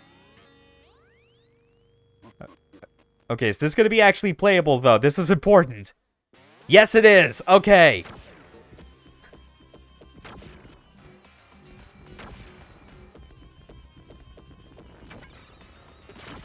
Yes! Yes! Death to all the Death Aliens! Are we gonna find out what the actual identity of Deathman is? We have to. The future of Earth depends on it. Oh, come on. No, no, don't make me... There we go.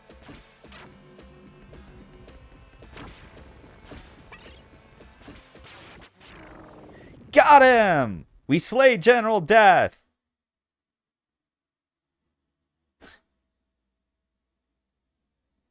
This is already such a strong opening. And we've not even seen the main game. Oh my god, we're going straight into the Game Awards trailer! Oh, that's how they're factoring it in. So today was a bust too. Of course! Oh, man. To be fair, though, this trailer, when it played back, like, years ago, was so strong. Like, everything about it, like, the whole style behind it, like, it was too good not to find ways to use it in the main game, I feel. Especially when it's this important to the plot. God, just straight from, like, a fake video game with, like, a VCR filter, analog. And now we're back to this trailer as part of the main story. And now it's like, wow. Suda's just bombarding us with so many absurd styles. Before we even get into gameplay for real.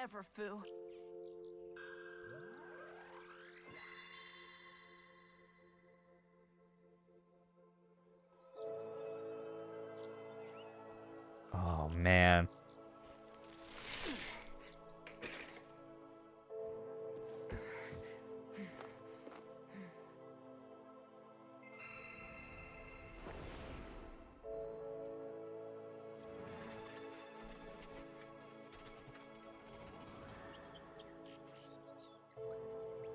Yeah. It looks like this is goodbye, Fu. We really made it.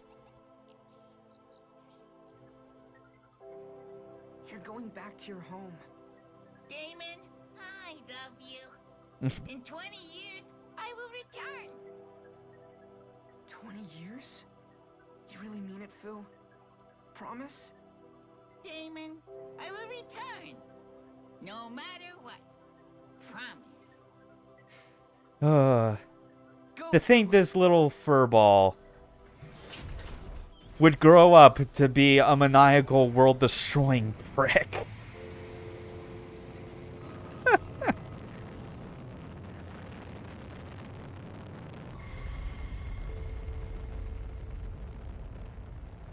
Okay.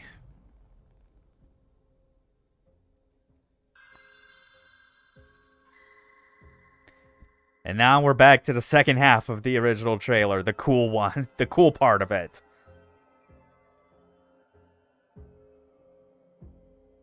Sir, it is time for the board meeting. Hey, Sylvia. I need to go back in. Just give me a minute. I've got an appointment. But I am not aware of. Just watch. Yeah.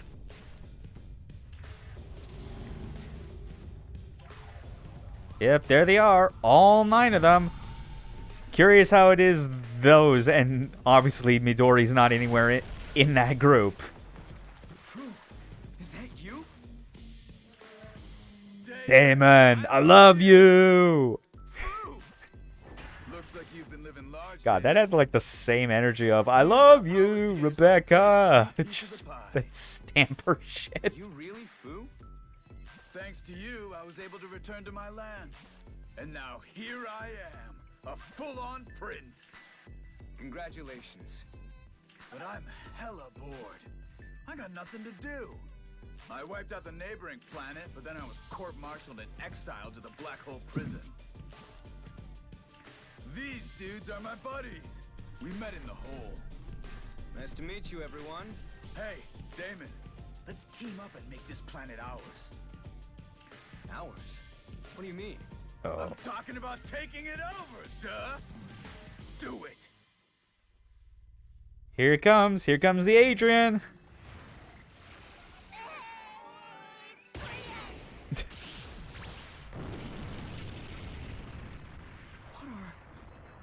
What did you do? Apparently, superheroes are popular in this country, so we're gonna jump on that. Right, Mr. yes. Big Shot? Fu, what are you? I'm a goddamn superhero. Oh, didn't even cut to the title card. That's a shame. Oh well, and now it's just transitioning specifically to this. We're not even getting like a... I guess they're gonna say for a little while their explanation for why Travis even looks like this. Like why is his hair shag and grown out? Like why is he got bandages everywhere? Why has he got a neck brace? Okay. I can already see though, it is definitely not 60 FPS in this apartment, but I guess because it's not combat, it doesn't need to. Still digging all this style. Okay.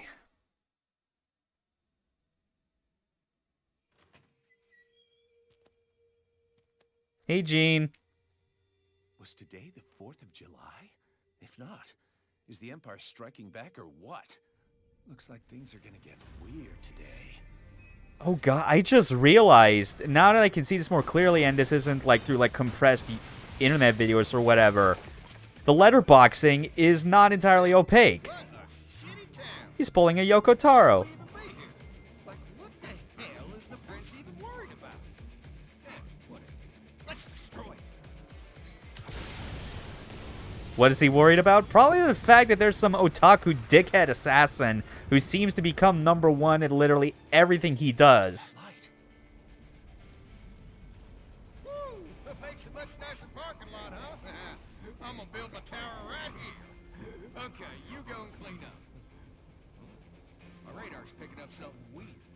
There's something real funky down below. Below? Whatever. You guys will do. Wanna go kill it for me? Okay, go find it. Fuck it up! Yeehaw! Okay, it might be a... It's gone. What?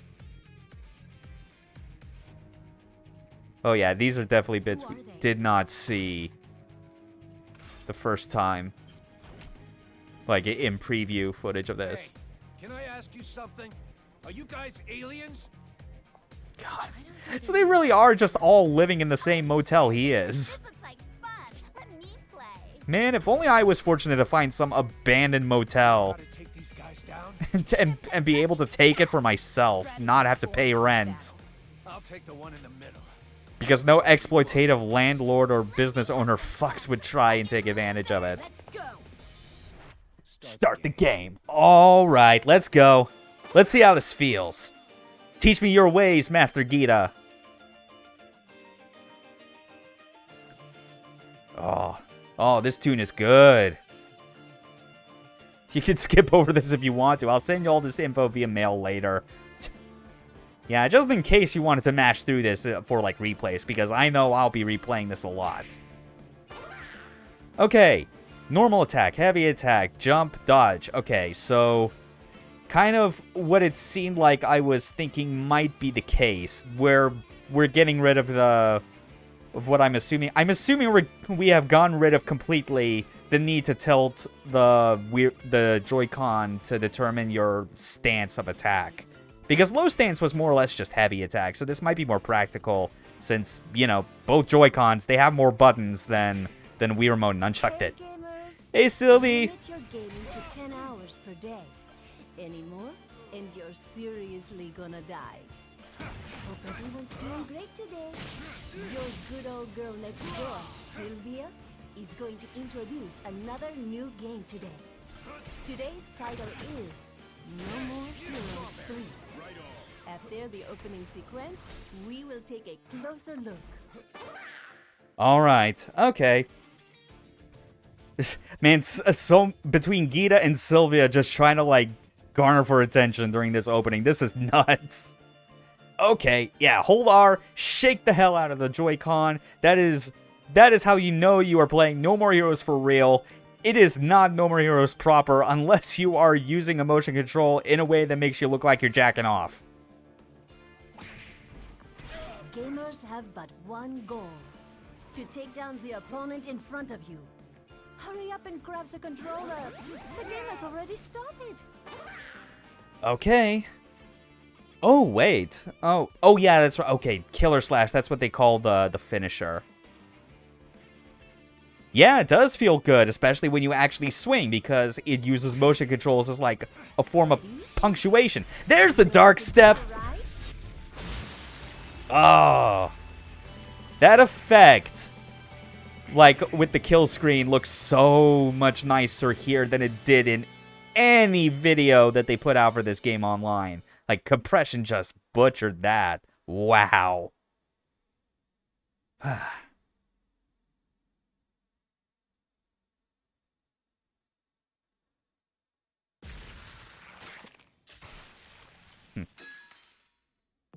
Still got his touch, even when he just looks like a hobo.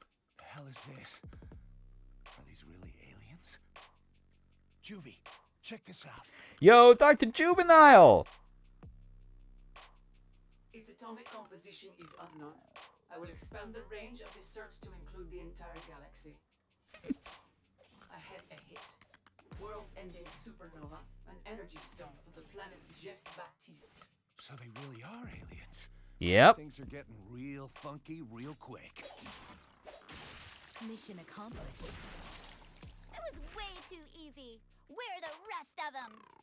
It's only polite to accept an invitation to kick ass. Travis knows what's up. Master, I believe the time has come to use it. Yes! Building the DD system. Awaken, sister. Awakened sister. Oh, man. Oh god, are they now going to imply that Dr. Naomi was actually Juvenile's long-lost sister? Is that what it is? Because Naomi's technically supposed to be in this game, but, like, not in person. Oh, man. Yes. Oh. This henshin form is still so cool looking. Yeah, you can see it even more clearly now. This is absolutely the Yoko Taro Nier style of letterboxing. Where it's slightly, like, translucent. Transparent, I guess. Oh, yeah. Trev, you're behind enemy lines now. Gene! Yes! Gene? Have you always sounded like that? I seem to recall you sounding like Chris Zimmerman. No, it's just I always assumed you were a female. Who's to say that he isn't, or she isn't? Oh, God. I already screwed that joke up. Anything you're not clear on, let me know. I'll lay it out for you. Ah, so you're basically my navigator, huh? Come on, man. Don't underestimate my prowess in battle. I'm right up there with Picross. Yeah, let's not use that. I still cannot believe that they just dropped the name and censored it in the line. Oh, man. I am really still instinctually just trying to do the, like, tilting the Joy-Con up and down because I'm so used to how that was in the first two No More Heroes. I genuinely thought that that's what they would try to do, but I guess just because of the extra buttons, it was more practical to turn those into traditional light and heavy attacks. But, man, like, look how smooth this is. I don't even care if this is going to be something where it, like, is...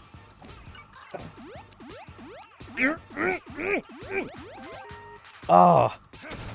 Wow. That is one thing I will definitely miss when I go back to any of the old games. Being able to charge while slowly walking. Not even Travis Strikes Again did that. Things got all funky real quick. Oh. There's probably some planet-eating type dude waiting for me up ahead. This may be ultimately a jank game in performance, but I will still be fine with this game making the right call on having all battles be 60 FPS. That looked and felt so good. Oh, but there totally are. My name is Travis Touchdown. I'm the last hero around, here to save the world. I'm also just a passing assassin. Here we go. Taking a kill trip on Death Road. Kill trip on Death Road, let's go!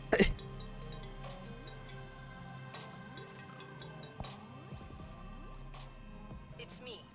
Sylvia, is that you? You know what to do. Man, that title card is just gonna linger. Living a comfortable life. Kill them all. Unleash the Okay, I'm also noticing that, like, my left Joy-Con stick seems to be working more fine here. I guess it is just something where, like, some specific issue with it is more noticeable when I'm trying to use it for, like, digital control methods. Which I guess might be a sign that, yes, if I do more Picross-esque games on stream, I'm just gonna use any of my other standard controllers. Oh, my stomach hurts. Too many beers. Oh, shit, I need a toilet. Perfect location. Oh, yeah, don't forget. Always stop by the toilet if you find one, especially before boss fights. You need time to get your thoughts in order. So, you know, save your damn game.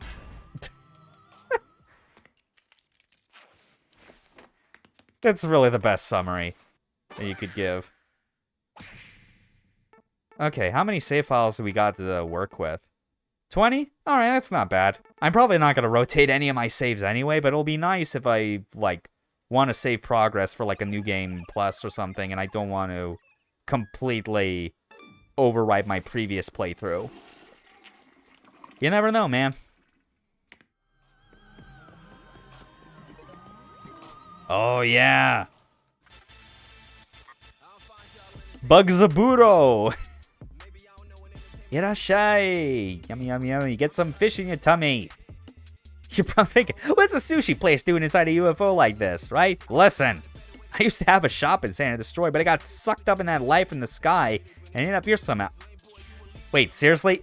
so them literally blowing it up also counts as abduction? That's funny. How about some sushi? To choose takeout or eat in. Takeouts. Okay. That's cool to know. Rip raring to go for the next battle. Alright. Huge fan of Donmai Sushi. Little source to choose from. Okay. Alright, that's what the D-pad's used for. That's just for selecting sushi that you have in stock and using it on the fly. Replenishes health when eaten. Replenishes power. Increases your tension. Increase attack power when eaten. Partially replenishes death skill gauge during cooldown. And improves your chances on the slash reel.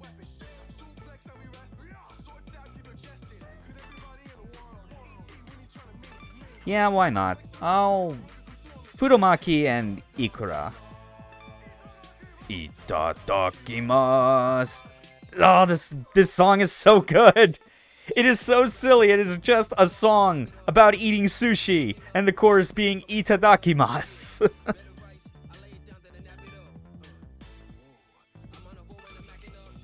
I actually wonder, like, if there is... I guess it's an individual limit and not like a total stock limit. So I guess I'll just get one of everything for start. Hopefully it will not be too much of a pain trying to cycle through all of these when I start fighting Mr. Black Hole. If only his brother Mr. Wormhole was here. Cause man, that duo in the Travis Strikes Back DLC was pretty good. And when I say Travis Strikes Back, I mean that specifically in reference to the visual novel. I am not mixing up the game. I know that's part of Travis Strikes Again. Okay. Actually, I'm gonna do another save, just in case.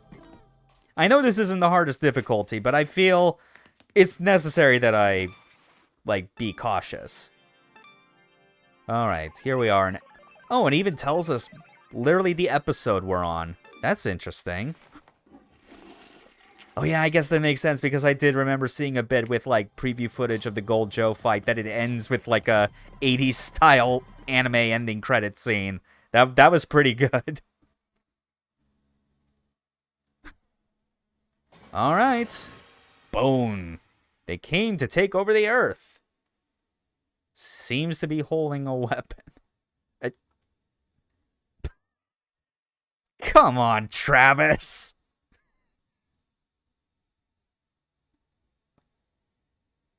Suda has really stepped up his game when it comes to saying things that are from other copyrighted materials or showing things that resemble it and just barely getting away with it. I've still not gotten over him literally copying the Mobile Suit Gundam Colony drop, but just reversing mirroring the angle that it comes in from. Okay. But now we got jumps and jump attacks, which is interesting. Admittedly, I kind of wish that, I don't know, it almost feels weird for a regular No More Heroes game to even have a jump button. I was fine with that with Travis Strikes Again because that was designed to be like a, that was supposed to be a, like a spin-off. Okay, come on.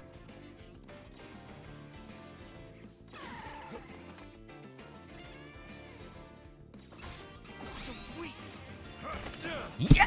Oh god. Oh, that was bad. That probably came up on the mic. I straight up just I guess it was bound to happen that I would have instances where I bump into the mic arm stand, but I wasn't expecting to just literally like. Admittedly, it didn't hurt, but like I did nudge the spring on my mic arm. I'm gonna have to. I'll really need to find like a better position for this. Okay, but at least like even with a jump button being like a new edition. They still know to have a dedicated button for all these,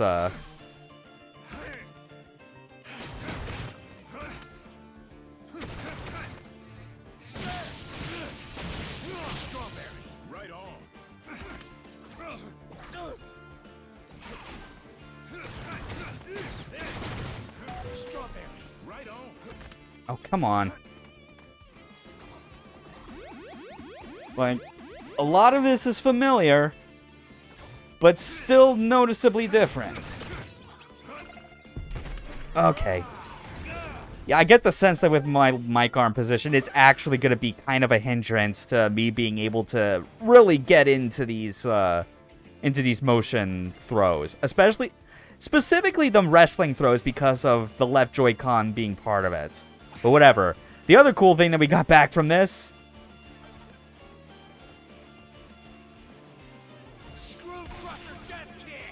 Actually, I gotta double check something, because I'm noticing the, Yes, I know about the slash reel. I'll get to that eventually. I just need to know, like... Where's the options? I need the options for this right now. Like, is there a way to turn the lock-on to a toggle? There isn't. That's kind of weird. I'd kind of like it to be, like a... Well, I guess maybe it wouldn't make much sense if it is, like... Lock-on is still doing the old game thing of it also acts as a guard. Once your transformation's complete, launch your multi-missile. Get 777 to unlock full armor. Okay. So it is, like, a thing that you unlock the ability. And then you press both buttons. That's good. I always liked the slash reel bonuses, but I was always a bigger fan of when it was just, like, you could actually control when those bonuses took place. Like, if you got a stock of them, that was fine.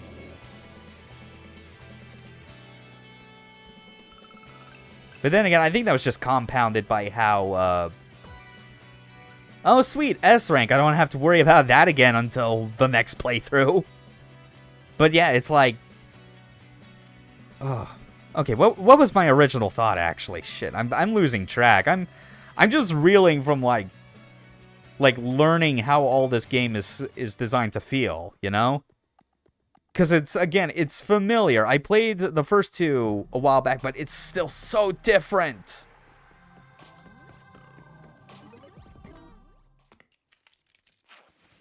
Like, again, this is a regular No More Heroes game with a jump button. And no longer tilting your motion control to access a different stance. Like, it's still taken me a while to get used to, but... Oh, and also the fact that that your dodge into Dark Step is now probably the sanest it has ever been. Because I liked the way in which it was jank for No More Heroes 1. But in 2, like... The timing they wanted you to get out of that was so punishing to the point I never wanted to use it. This I can see myself using because it's more, quote, normal. Which feels weird to say because this is Suda we're talking about. A man who is straight up just dumped Xenomorph facehugger eggs in No More Heroes. The egg is cracked. Something not so good is gonna come out of that thing. They're literally just that. Only the color's different. Except that's not... Technically not a facehugger. Oh, you're a cute little guy. Come here, little buddy. Oh, you're so good at walking, aren't you? Oh, yes, you are. Oh, man. Let me pick you up, little guy. Oh, wow, the way that his arms just cut out of frame and disappeared. Yeah, Gene is right. Oof. She's the best character. Where am I? This is my planet. Well, now it's a hellscape with nothing but a graveyard and a galactic waste disposal site. This is where we grew up. My boss, Fu, he went bad shit crazy. Destroyed the whole planet. Ha! Ain't that a bitch? Seems that way. Yes, indeed. So why not get revenge? Revenge against Fu? We wouldn't last 3 damn seconds against him. Are you okay with a life of submission? Well, that's how I've lived. It's my destiny. Rethink this. You can still go back. Go on back to space. Nope, no can do. Either way, Fu is gonna kill me. I see. Yeah, about that destiny. Hmm. I'll put an end to that for you. Sounds good. First boss of the game, let's go! Get started. This is a pretty good track already.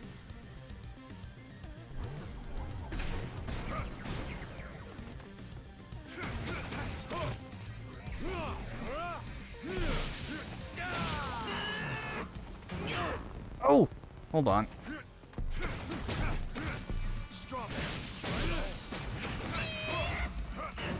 Ah.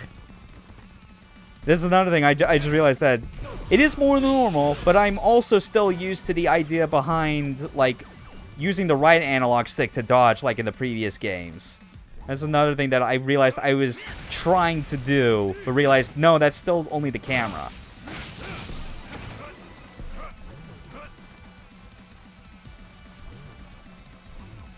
Okay, hold on.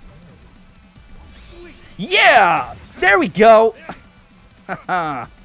God, that dark step effect is so good. Though I am taking quite a lot of damage.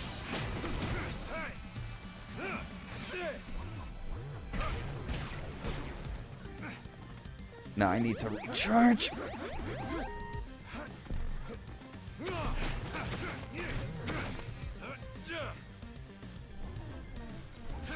Yeah. Okay.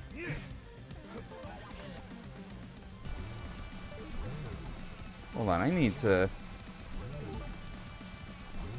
Shit, I forget already. Like, I've forgotten what each of the sushi icons mean. Damn it, like, can I look that up or something? Okay. Alright, that's helpful. So... Yeah, I guess I'll try Maguro.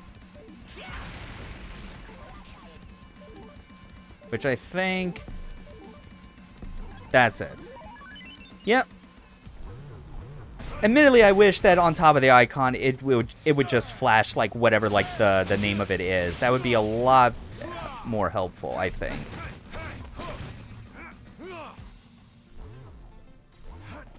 Oof. Oh, Dark Step's not happening. There we go! Third time it did.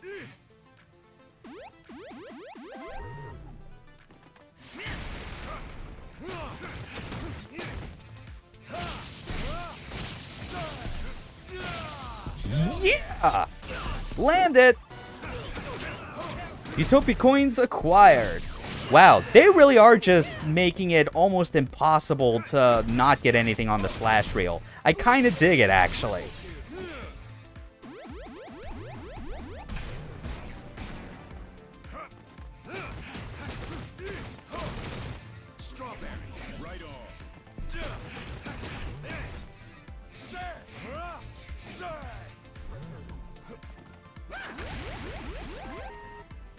Yeah, this is feeling pretty good. It's still simple in all the ways that No More Heroes always was, but it's fine, I think. Oh, no, no, no, no, no, no, no, no, no. Oh, I was not paying attention to that.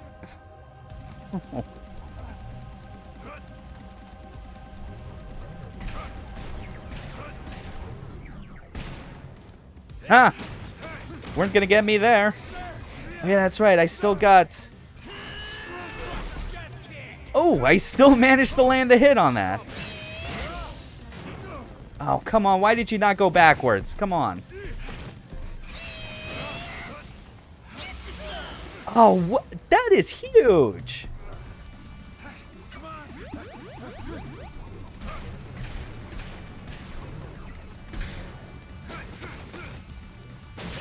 Yeah, it definitely feels like it's taken a lot of cues from how Travis Strikes Again makes your commitment to heavy attacks super huge.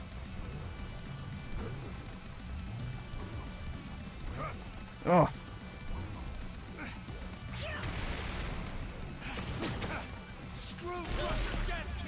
Yeah, I gotta use those a lot more. Oh, wait. Oh! Okay, yeah, you can't do regular dodge. You gotta jump. Okay, but I think I got this. Come on, just don't stand so close to those. Come on. Ow.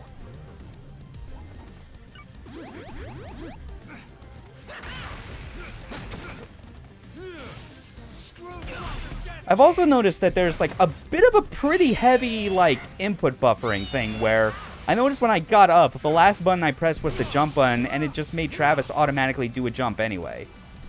Which feels weird. I don't know what I think about that. Okay, but I think I can get this.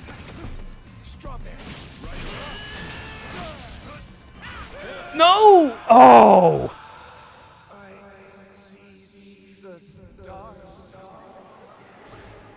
Wow. Bitter does not mess around.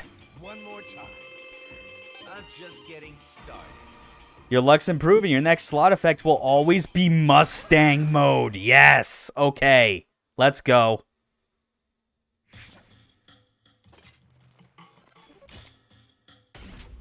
All right, but I at least recognize things. I gotta be less greedy about all that heavy attack stuff.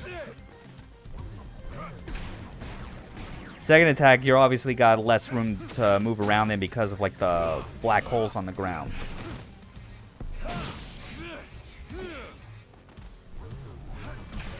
But we can do this.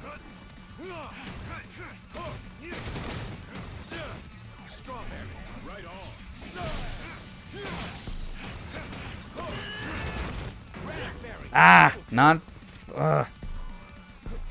Yeah, see, exactly like that. I felt like the dodge still came out a bit after while I was mashing buttons for the recovery. Yeah, okay.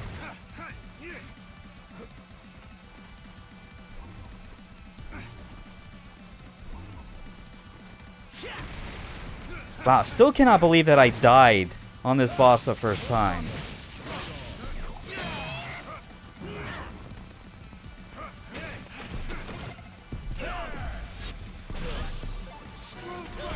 Yeah, Mustang mode activated.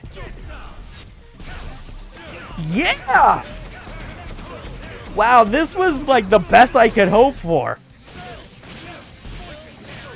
Wow, that is a huge hit combo. Oh. Oh, just all of it. So good.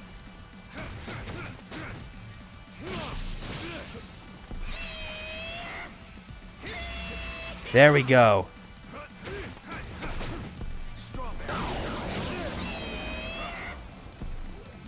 Okay. We can still do this, though. What you got?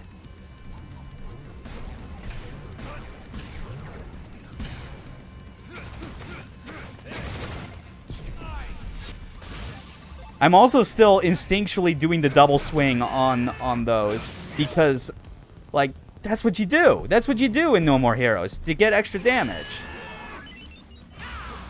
Ooh, there we go. All right, just focus. Woo! Got him. Well, a couple hits anyway. Ah. Still too soon. Oof! Still too soon again.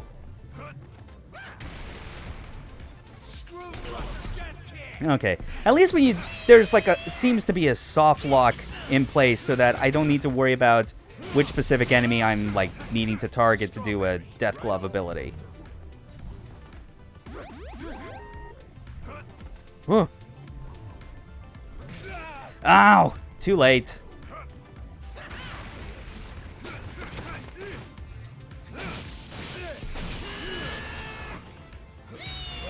Oh, no. Hold on, what was my other ones that I have? Kapamaki replenishes power, attention, Ikura. Yeah, I'll just get to Ikura. Wait, no, that's not what I wanted.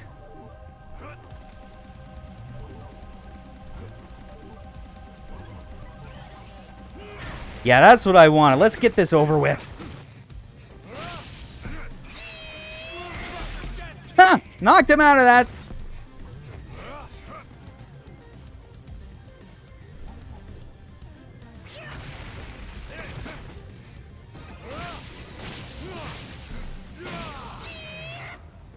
Ah, no. I misread that. I know I can do this, though.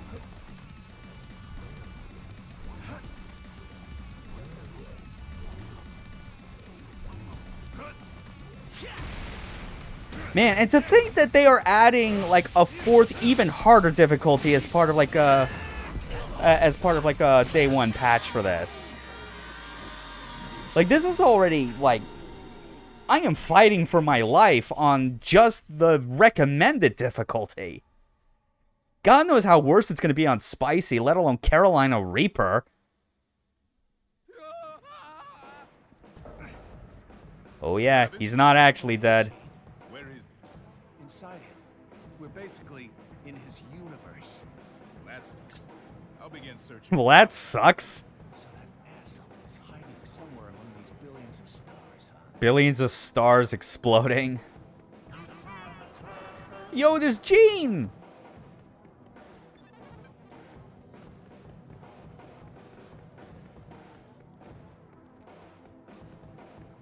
Okay. Am I actually gonna have to follow where Gene's going? I feel like this might be what it's implying.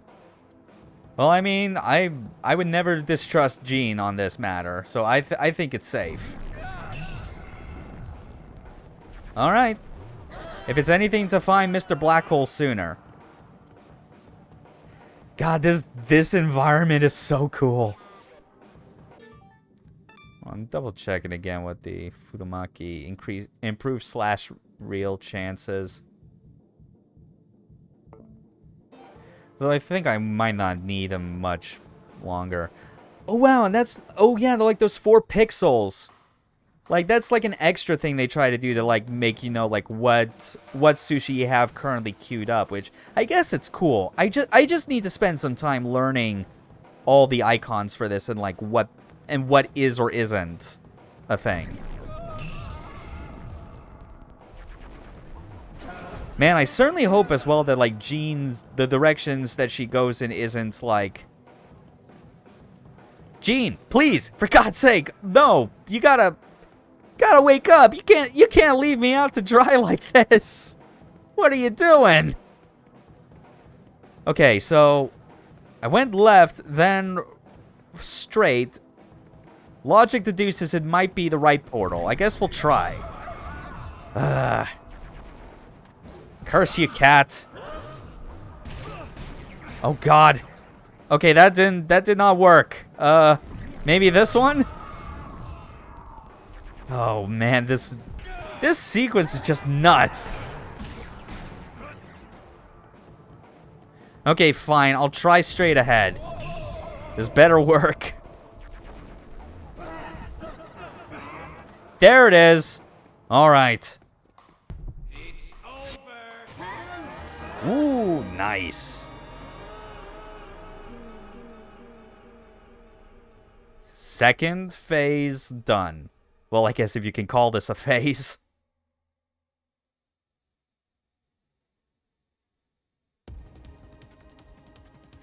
Not there, Travis. Where is he? Where the hell are you, black hole? Calm down, Travis. Go left. Left? Left. Oh, left. Henshin. Yeah, henshin into a literal mecha, not just a dude in a cool power armor. Let's go. Full armor Travis, designed for impeccable mobility in space, and is known as. We gain. How do you say that? What the? I'm not even gonna try. Okay, left to fly in the direction of your choice. R to lock onto a target. After locking on, hit ZR to fire the multi-lasers. You can use L for a boost. Yeah, we're super basic, like 3D fast-paced mech combat.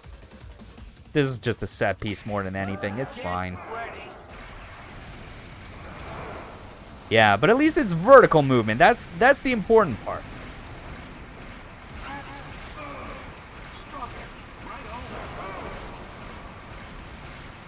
Oh yeah, but you gotta paint those targets manually. This is cool.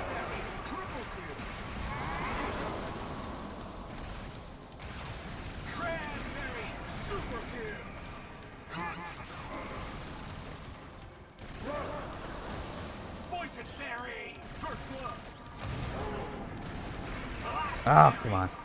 Still getting hits.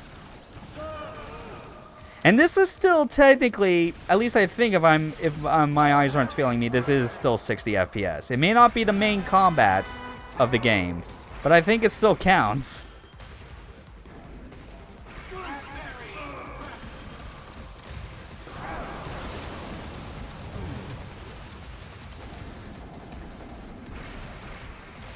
God, this is cool. This is how you open a video game. This is how you get people in on the ground floor. Between all the weird cutscenes, the weird, like, not, like, stylistic choices, the multi-phase boss fight that is, like, changing into something completely different each time. This is awesome. This was worth the wait already, just for this. God bless you, Suda. You made it to the finish line. You got us the No More Heroes 3 you wanted to make. And I'm not even seeing what the rest of the game has in store, but I'm going to assume that statement I just made still applies. Right at the end.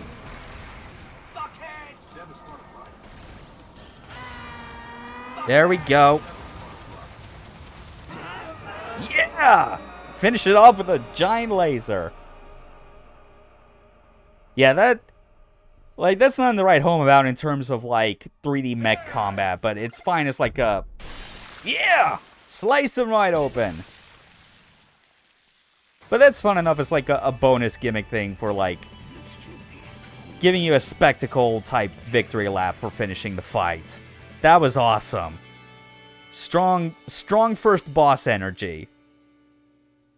Good job.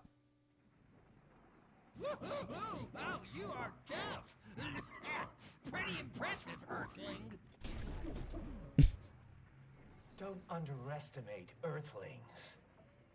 Thank you. Now I've got the Travis touchdown data I needed. What data? Statistics from your behavioral and strategic patterns. Fine, do whatever you want with that. I'm more badass than a black demon. Yeah. Everyone, I'm leaving the rest up to you. Prince Fu, seriously, ever since way back when, you really... Oh. Oh, that shot. Oh, that's good. Oh, C rank. Of course. That makes sense. Took a little bit longer and I did have an entire death. Wow, all those resources.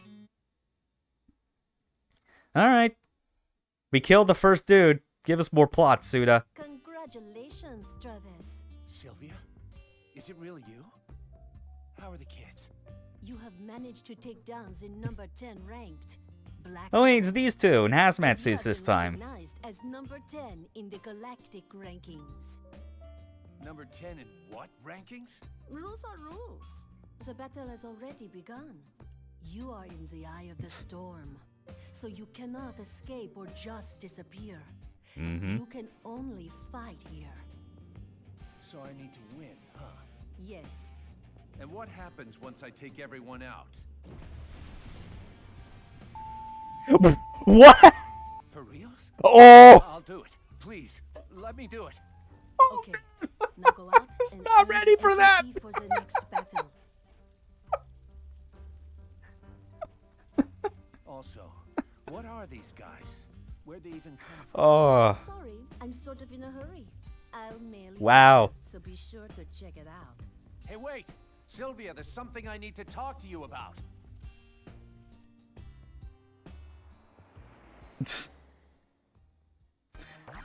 Wow, that was an entire censored line, and whatever it was, it probably had something to do with sex with her, and is why he's completely on board with this now. Oh, jeez. I was not ready for that.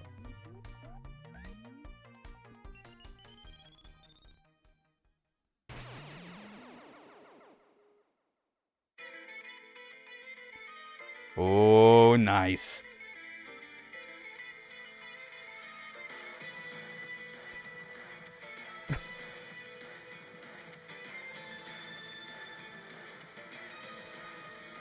Well, this is very 70s or 80s as hell in its opening aesthetic. Oh, that's good. So completing every rank fight, I take it, is gonna have a different video of this type. I'm down with that. One is gone. Did Black Hole get killed? I see. Dead, huh? That's kind of funny. It was that man. Somebody you know? Looks like not all humans are weaklings after all. This ought to be fun.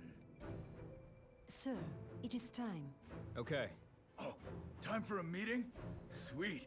Let me watch. Fu, wait. This is a board meeting. It's important. Oh, man. Yeah, Damon at least remembers who Travis is. This is a bitchin' room. Nice work, Damon. You're really coming up, huh? And you even followed my orders like a good little boy, too.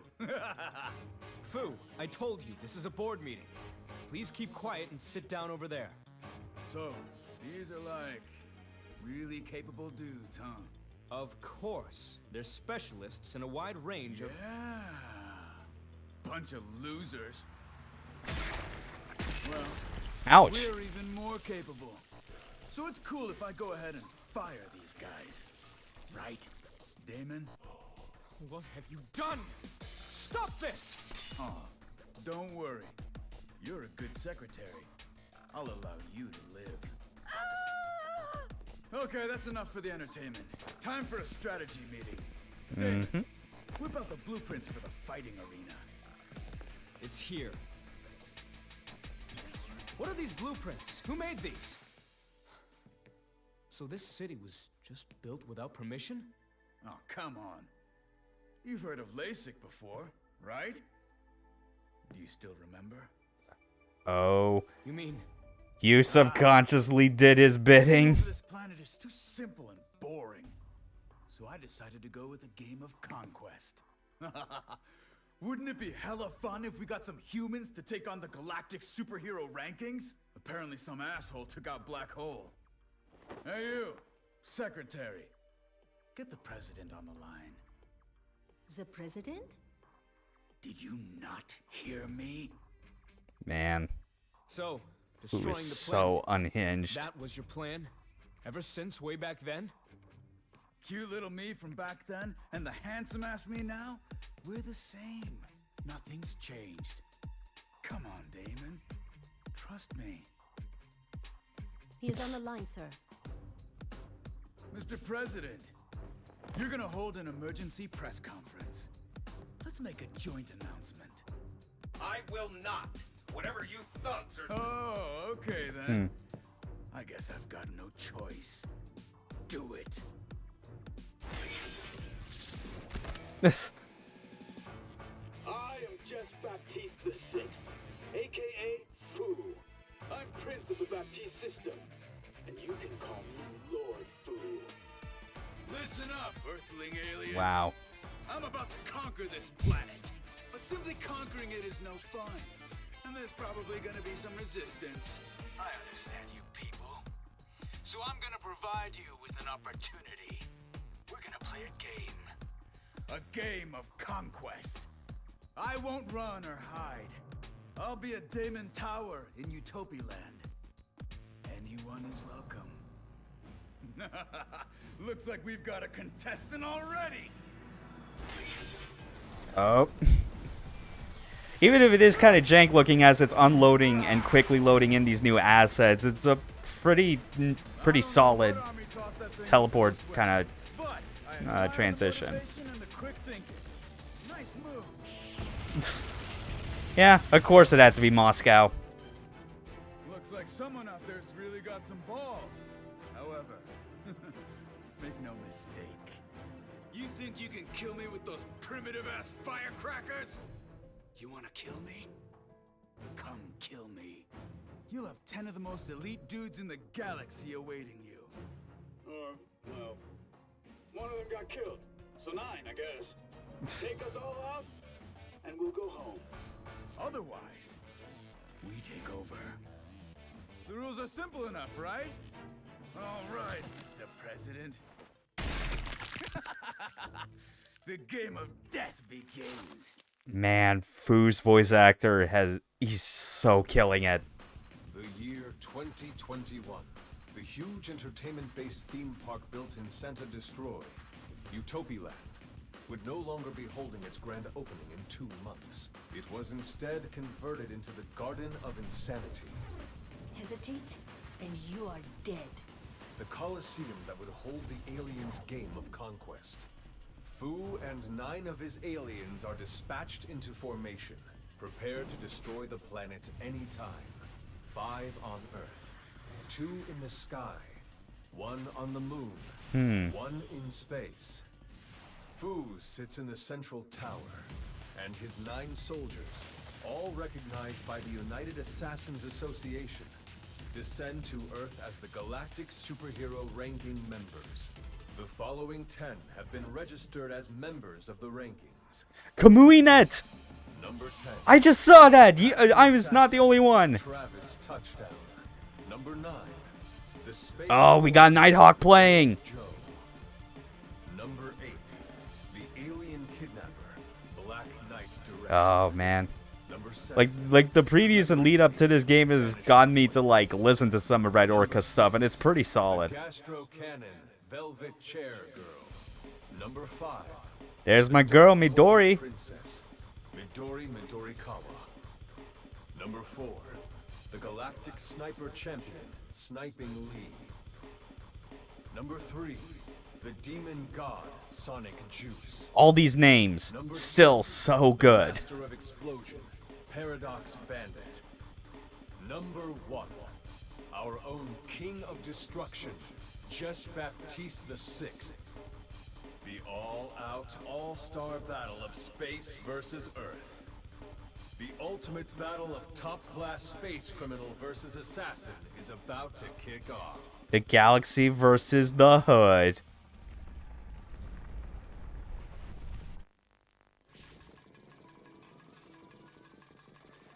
Oh wait, are we? Oh, what? What is this? This is just a Deathman commercial.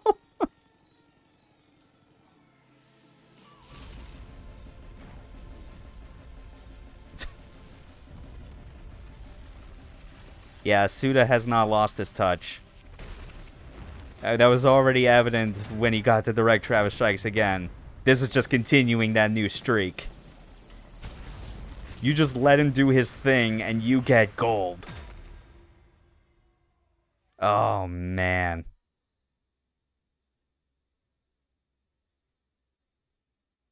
That it? No more than 10 hours of gaming per day. Okay, that's pretty good. Okay. Whew. Wow. Yeah, we'll overwrite that. Man. First hour done. Admittedly, we had one death that I was kind of not expecting. And there are ways that you could clearly do that boss fight better, but wow.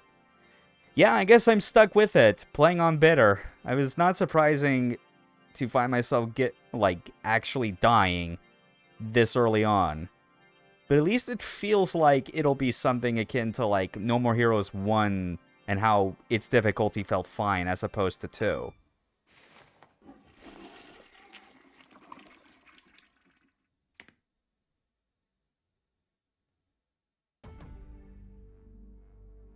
Gee. What?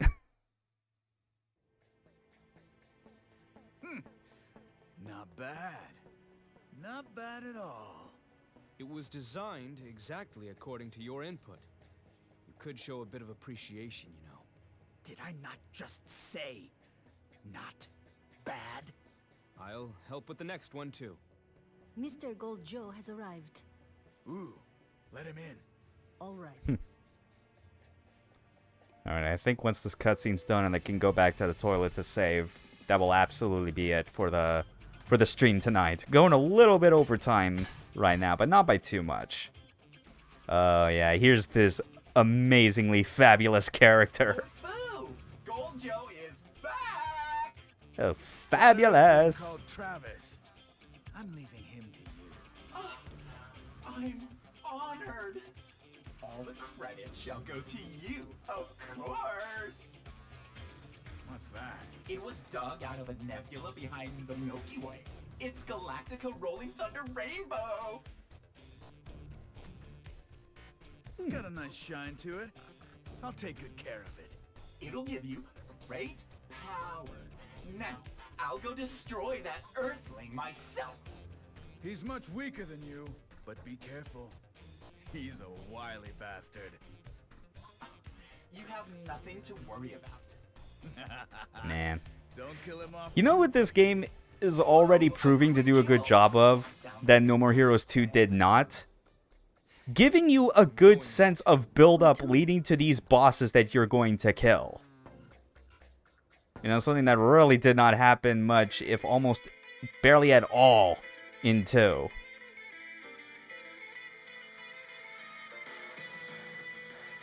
Wow, it's just playing the intro again? Okay. Oh, I see how it's going. Oh, because these are called episodes. That makes sense. This is supposed to be like... Okay. Alright, so episode 1 was just doing the thing that some anime does where it's like, it doesn't play the proper credits. It saves, like, what the opening is supposed to be right until the end. With the difference being that it actually tells you what the episode is and the theme, which is space. So, what do you think about Miike's latest production?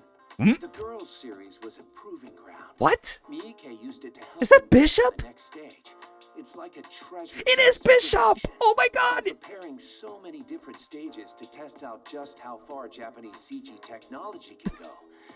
He's pouring his passion into the improvement of system. Oh, yes, yes, please suck off more to Takeshi Miike Suda. This is what we crave. The new idol chosen in the audition, that's just his transient form. Oh, yes. Nobody notices that the true awesomeness of Miike is in the fact that he used this film shoot as a way to further his own technical staff.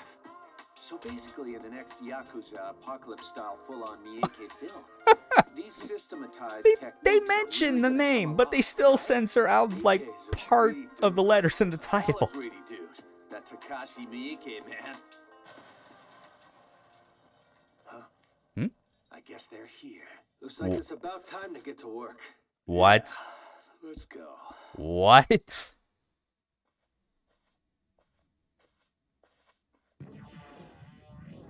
Hmm? Okay. New t-shirt memorial from No More Heroes 1, 2, and TSA. You know, let's actually just swap... No, I'll save that for next time. We're already in our motel. We can save that for next time. Wow. Oh, that... Oh, I am so glad the energy that Suda had, like, rekindled in himself and exhibited in TSA is back in full force here for 3. Like, it feels like the logical extension from having played that game 2 years ago. Oh, man. That is good. Well, I'm calling that a night. But I'll be back here for tomorrow evening with a full 3 hours of more No More Heroes 3. I'm so happy we've made it. We made it to this. Have a good night, people. Later.